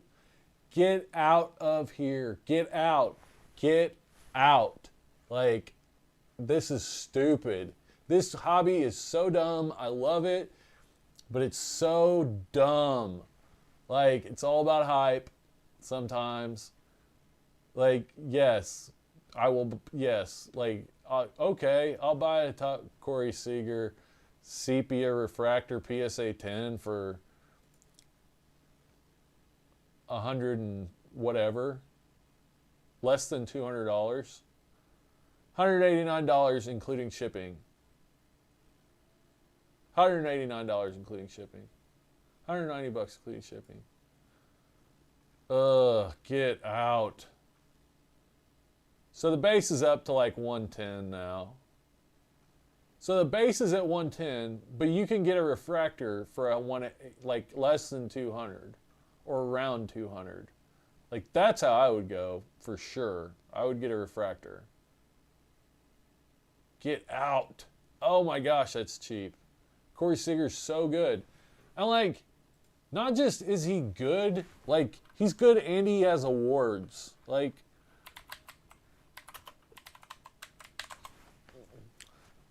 big boy awards. Like, Rookie of the Year, 2-time All-Star, 2-time Silver Slugger, World Series MVP, National League Championship Series MVP. Like, you're telling me a base Topps Mookie Betts is $600 or whatever it is, and a Corey Seager Topps Chrome refractor is $200. Get out. Get out. Do not pass go. Do not collect $200. I'm keeping that money. I'm going to put it in a Corey Seager Topps Chrome refractor rookie card PSA 10, and that's the end of things. Like, just get out of here. That's stupid. Like, that's stupid.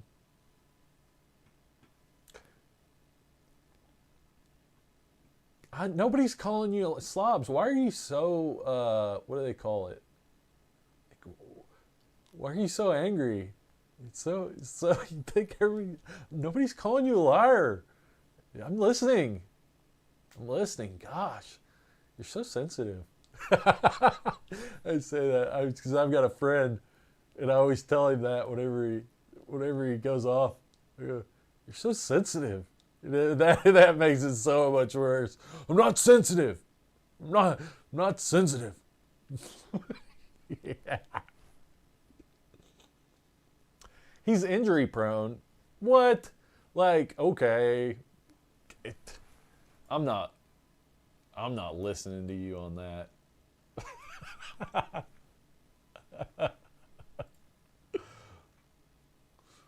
Oh, you're right, he is. Well, I mean, he was injured in 2018.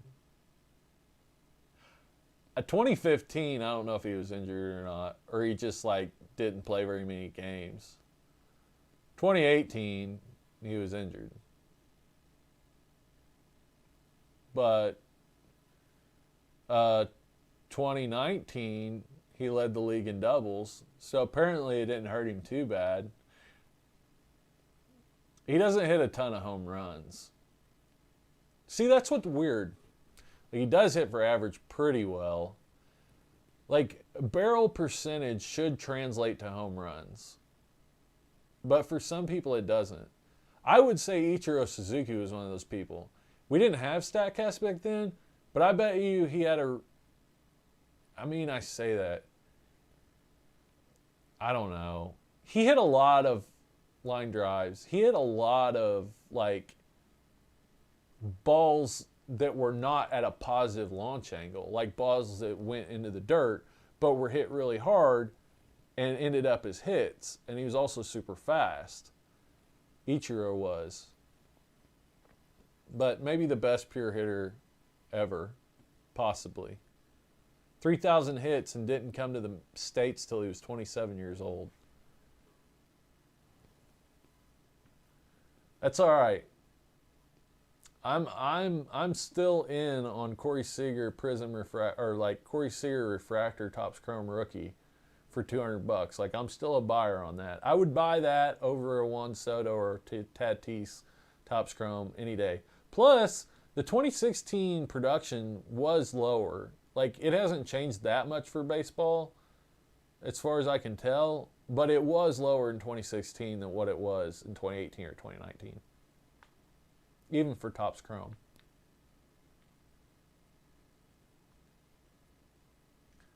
It was...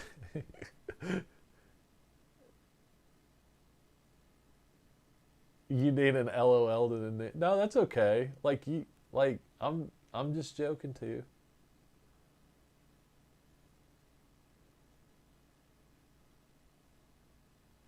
That's what people say, that he's injury prone. Maybe. Yeah. Yeah, I know. Rookie of the year.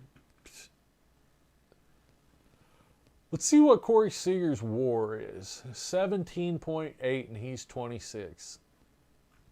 And he's been playing since he was 21. He's got 6 years in the league. If he triples his WAR,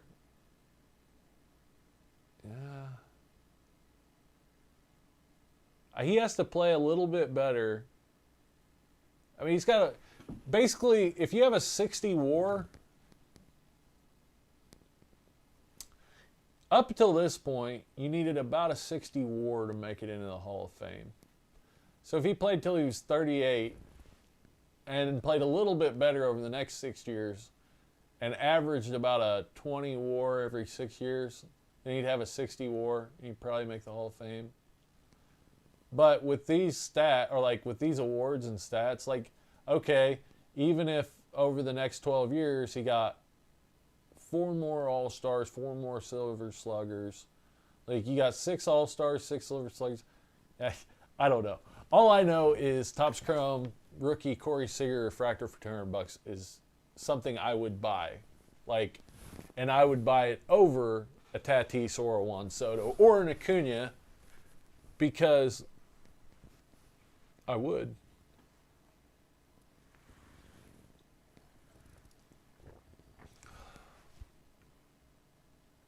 I most certainly would. Wow. I've been kind of zoned in on like those real hot guys right now. Oh, those hot guys.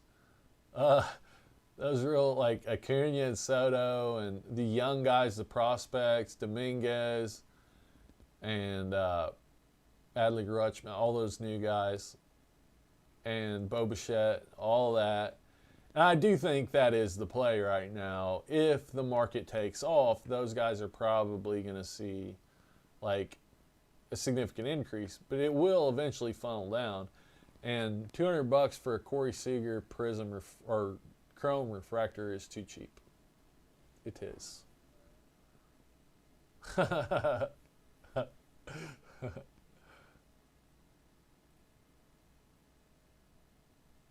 16 rookie class, I'll show you something.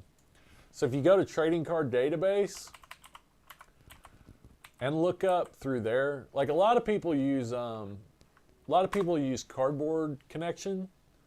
I use Trading Card Database because of this right here.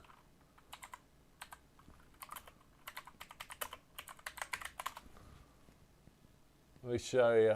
Let me show you here. Let me show you. Let's show you something. Show you something.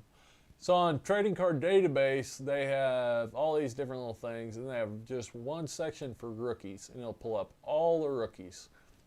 And even the guys that don't have an RC logo, which in baseball you don't have anymore because everybody that's a rookie is a rookie. Like you have to have certain things to have the rookie card logo. What the heck? Sorry. I saw Raul Mondesi and I was like, I thought his kid had a different name than that. Aaron Nola. Stephen Piscotty. I live in Missouri, so I recognize Stephen Piscotty. Corey Seager, Kyle Schwarber, Blake Snell. Who else did you say? Giolito? I didn't see Giolito, but he's probably in here.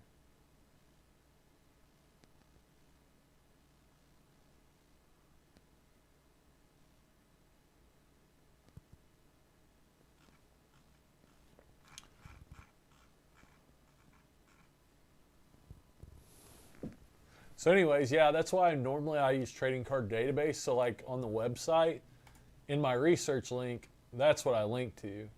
And Baseball Reference, which you go to Baseball Reference, and then you can go to football or college football or basketball or college basketball, hockey, football. Oh, nice. I think this is new. I really like Kevin De Bruyne. I've been getting in more into football, FC cards as I call them. And Slab Stocks has a football channel that Sports Cards Tom runs that I've been watching lately because I've been trying to get more into football. I think they're just super undervalued. Low pop numbers. I'd say there's a lot at grading right now, but still like they haven't been producing as much. Kevin De Bruyne is a midfielder, so he's not like a striker or, he's not a guy that scores just a ton of goals. And why is this in German? Why is this not in English? Please turn this to English. Oh, thank you. Awesome. All right. So he has a lot of assists, not a ton of goals. I mean, like he's going to average... He had 13 last year. He's got 3 already this year. Pretty good. He's got, let's see, he's halfway through the season. He's got 10 and 3.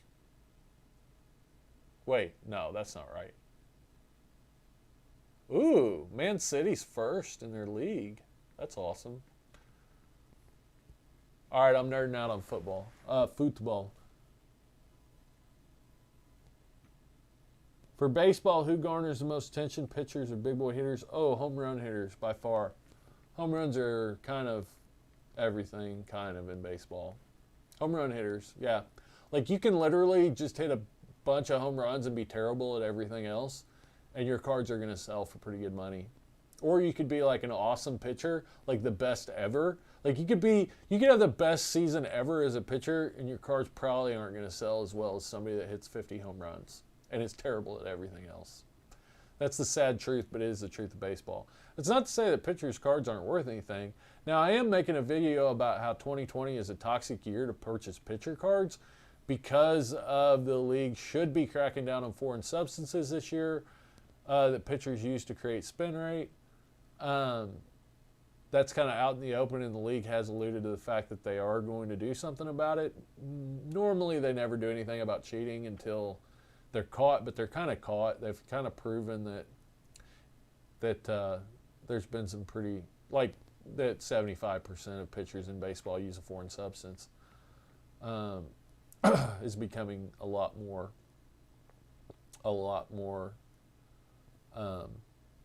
well known. So Major League Baseball never does anything until they get outed, basically, and that's the same thing that happens with the Astros. Like, and steroids and everything, cocaine, 70s, green. Like, it seems like every decade they have like a new no tolerance policy on something that they get caught doing. Like, they get caught allowing. Like, they don't ever, like, they always know everything that's going on. And they just, like, play dumb until they get outed. So are you saying all baseball Hall of Famers are frauds? You trying to put words in my mouth, Jesse? No, of course I'm not saying that. I'm actually saying the opposite. I am saying, like, baseball players should be judged on performance. The Hall of Fame should be judged on performance. Unless you do something, like, really, really bad, like, your career, this is the Baseball Hall of Fame. This is not the good person Hall of Fame. Like, if you want to have, like, a good person Hall of Fame, then go do that. And then maybe you can get a baseball player in there that's a really good person. But that's not what this is. And, you know, you have a lot of people in the Baseball Hall of Fame that are bad people. You know, they're racist, they beat their wives, and they did a lot of bad things. And you have cheaters all throughout baseball in all kinds of ways. You know, Ty Cobb used to cleat people. You know, they'd get drunk all the time, even drink during games and stuff like that. You know, took all kinds of different types of drugs, you know, a lot of performance-enhancing drugs, you know, used foreign substances on the balls, spitballs, used cocaine in the 80s, steroids in the 90s. That's the game. Doesn't make any sense. Completely stupid and crazy, and I love it. So I believe that, except for extreme circumstances, pretty much everybody should be considered for the Hall of Fame based on their performance and not based on whether they were a good person or not. You know, let me show you something on here about Barry Bonds. So, Barry Bonds was absolutely a Hall of Famer before he ever did anything with steroids.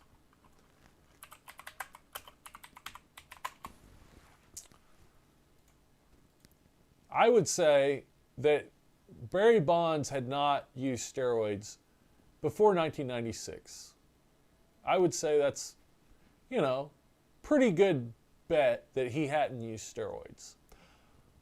By 1996, Barry Bonds had 6 All-Stars, had 3 MVPs, had 6 Silver Sluggers, 6 Golden Gloves, had MVP votes. Let's see, he was not rookie year.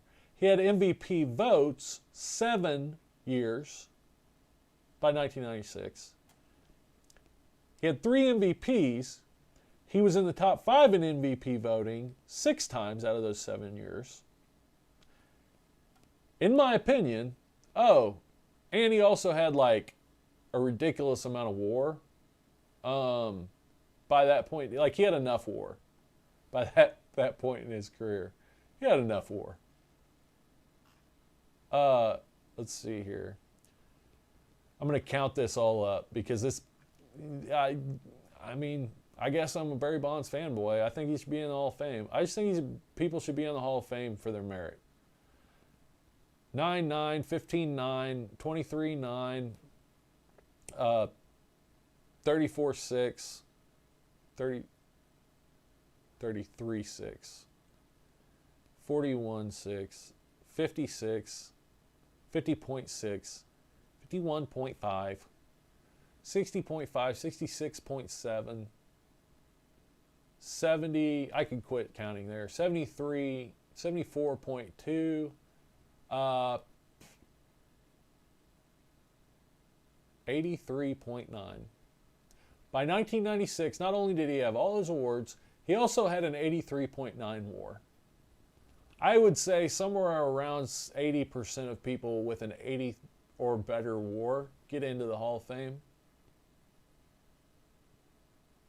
And then add all of those awards, 3 MVPs, 6 All-Stars, 6 Golden Gloves, 6 Silver Sluggers.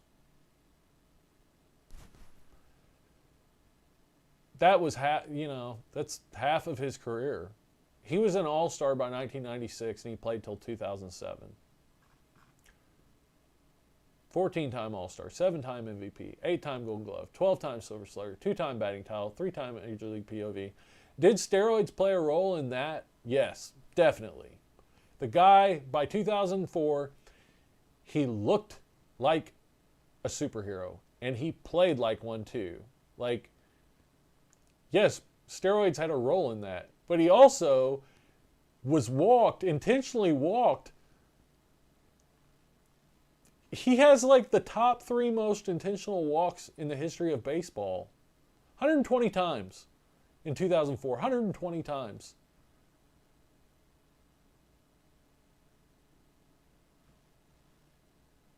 He only had 147 games. Almost every game, Barry Bonds was intentionally walked. In almost every game. In 1 out of 5 at-bats, 1 out of 5 at-bats, he was intentionally walked in 2004.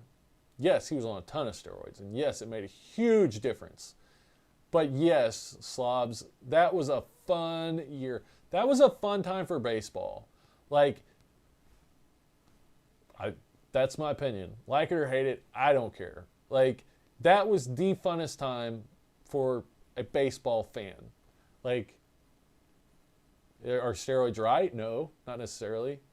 Is basically every man over the age of 40, like, 50% of guys over the age of 40 on some form of testosterone now with their HRT and all that stuff? Yeah. Yeah. And the other 50% play baseball.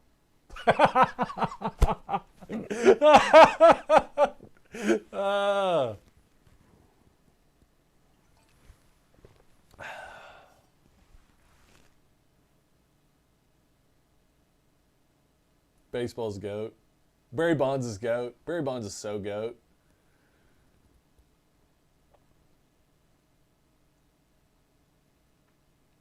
Nice.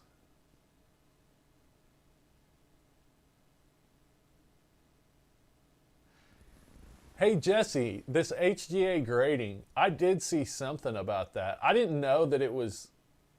Okay, so they do match the case to the colors of the cards. Let's look them up. Barry Bonds is GOAT. I'm going to get a sign and put it like in the background that says Barry Bonds is GOAT. I remember when I was younger, everybody hated Barry Bonds too. Hey, I want to show you all something really cool just for fun. So this is one of my most treasured... I told you how like none of the stuff I like has any value. Not that I don't like stuff that has value. There's like most of the stuff that's like my favorite doesn't have any value. This is really weird, so like just bear with me for a second. So this is one of my favorite possessions. That is a program from an American Gladiators live tour that my dad took me to in like 1992 or something like that. And I took it and got it framed, and it's one of my favorite things. So I know I had showed some of you guys, I had shown like some of my favorite stuff that's not worth any money. Sorry if this is like motion sickness for anybody, but yeah, I need to get me a poster that's just Barry Bonds, like all roided out, and that says Barry Bonds is GOAT.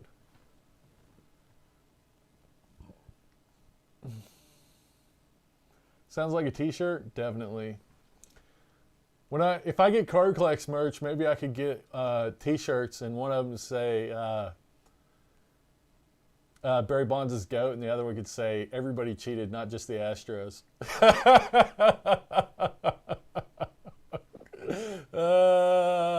That's for you, Jesse. That's right. That's right.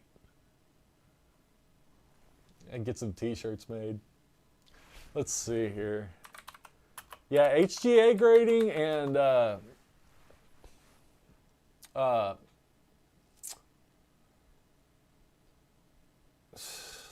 SCG, Sports Card Grading, which is through CCG or CGC, which is like the number one comic book grading company in the world. They're like the PSA of comic books, and now they're grading trading cards and sports cards. Huh. Yeah, I did see these. It was a Joe Burrow that I saw. Wait, what did that say? Okay, so pay by the day, not by card value. They use AI. They use AI grading, I'm pretty sure. Which is actually kind of cool. At least you know it's like, I like AI grading because at least then you know it's fair, I guess. I mean, they could still just put whatever grade they want on there. They could still like manipulate it based on their big customers or something like that. Or like turn down the dial on the AI so it's not as sensitive to certain people.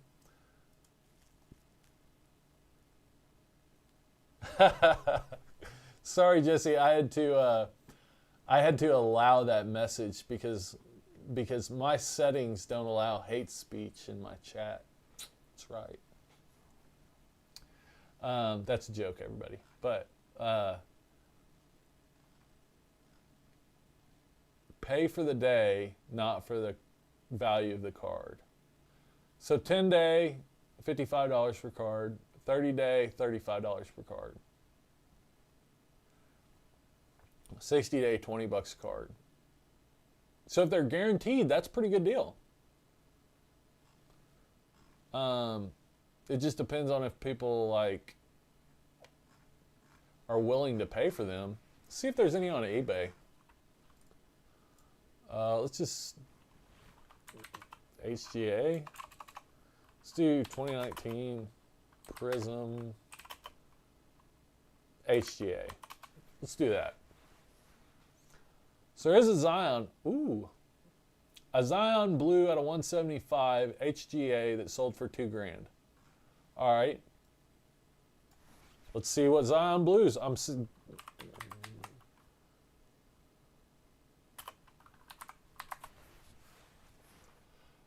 Okay.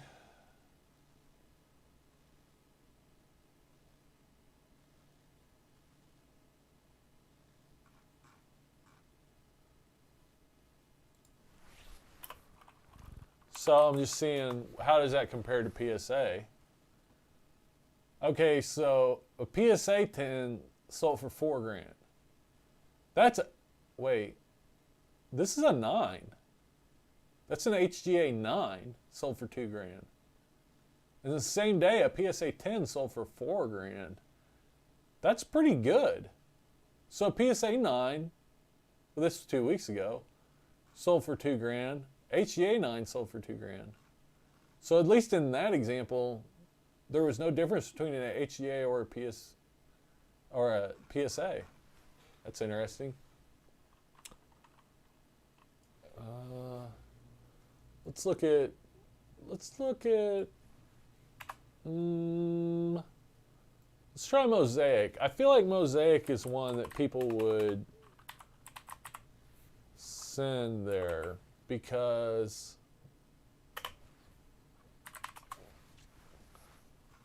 nothing. I feel like people would use maybe some lesser value cards.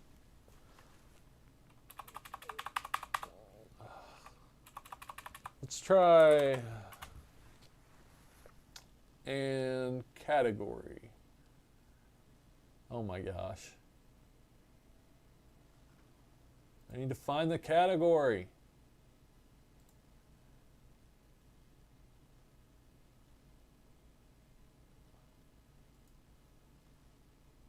Collectibles.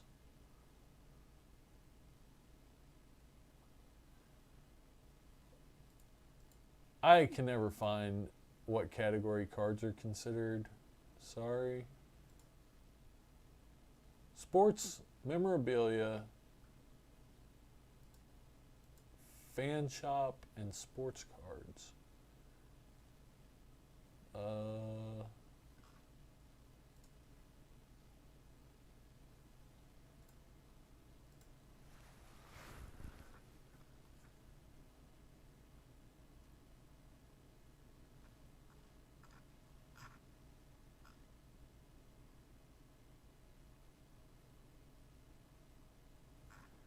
feel like this is HGA.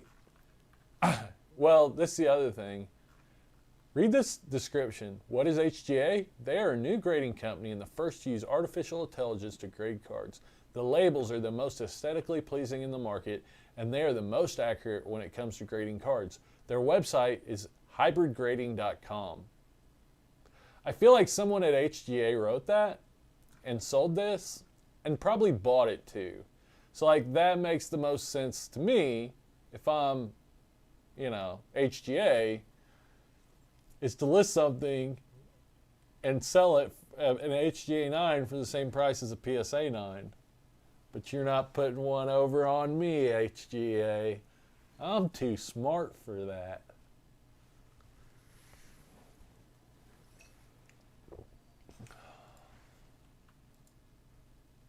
They almost got me. So it'll take some time to see what people are actually probably willing to pay for HGA. But I think it's cool. I think it's worth it. Like, they do look good. They do. I think they look good. They are aesthetically pleasing. They are more aesthetically pleasing. Like, I think they are. For sure. Like, the name's all big, Yeah, they look good. They look really good. I actually really like this. I might send some stuff to them. Like, some stuff that I want. And, like, what are they going to do with the Topps Chrome card? Like, yeah, they're going to match it to the uniform colors, but 90% of the card is silver, right? So, I don't know.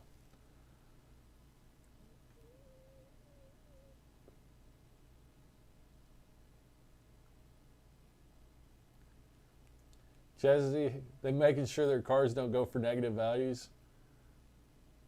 CC is literally the in real life Dr. Eggman. Who's Dr. Eggman? I have to look up this Dr. Eggman.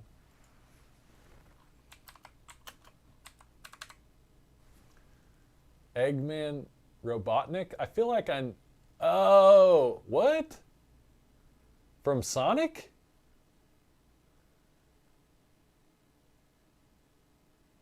Why am I Dr. Eggman? Oh, the actual font? I hear you. Yeah, like, it looks a lot better than...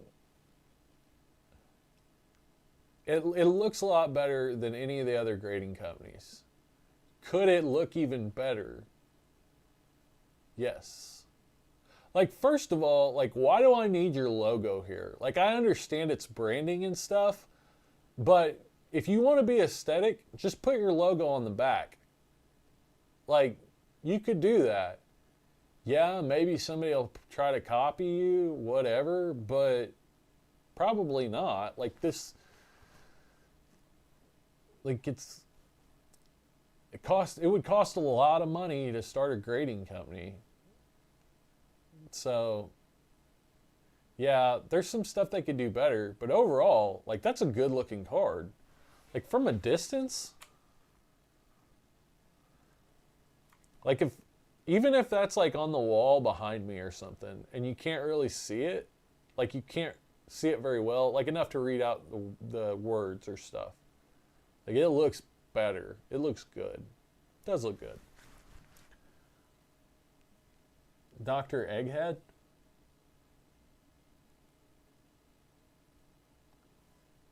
From Sonic? Grow a mustache? What is Dr. Eggman? Like, why? I'm not mad at all. Like, I'm just wondering. I am curious. How am I Dr. Eggman? And I am going to keep pronouncing it Dr. Eggman, because I'm sure that the emphasis is different, and that'll probably get under your skin. Just like Doncic or Giannis or Giannis.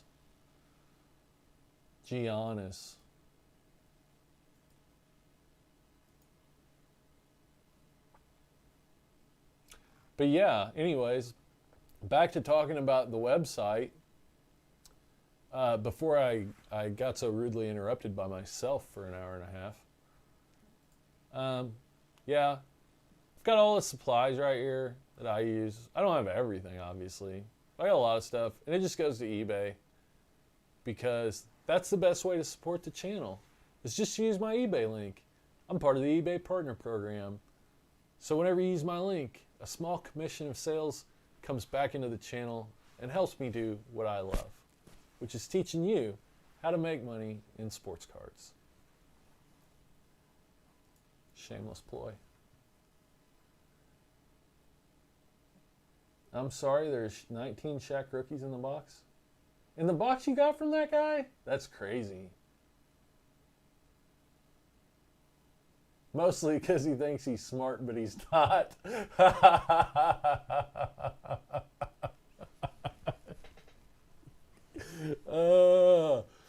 That's me. That's me. I think I'm smarts.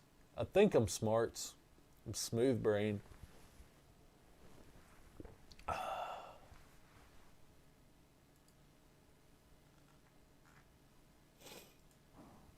Well, do you think we've covered about everything there is to cover in this stream right now? I think we have. We had 12 viewers at one point in time. Damn! Damn! We be balling. We've come a long way, Jesse. We've come a long way. 130 playbacks in this stream. Blind squirrel finds a nut every once in a while. Damn. For sure, for sure. Thanks a lot, guys. I really appreciate y'all. Probably going to jump off of here and move on with my night. But, yeah, had a ton of fun. Thanks again. Again, carcollex.com's up. Got a couple breaks posted on there. That Bowman Chrome Mega Box break is 10 spots, 3 random teams, but it's tiered teams. So one team will be from like the 10 like top like teams or rookies or prospects you could get, and then the other 2 teams will be from the other 20 teams. So and then 92 tops archives. But you know, just gonna keep making videos and trying to grow the channel and try to provide value, and that's about what I can do. 12 whole viewers. That's right, buddy. That's right. The like I said, we had let's see, 130 playbacks. I would say a normal stream is more like 30, maybe 40 or 50, but we've come a long way. So I really appreciate it. Thanks a lot, and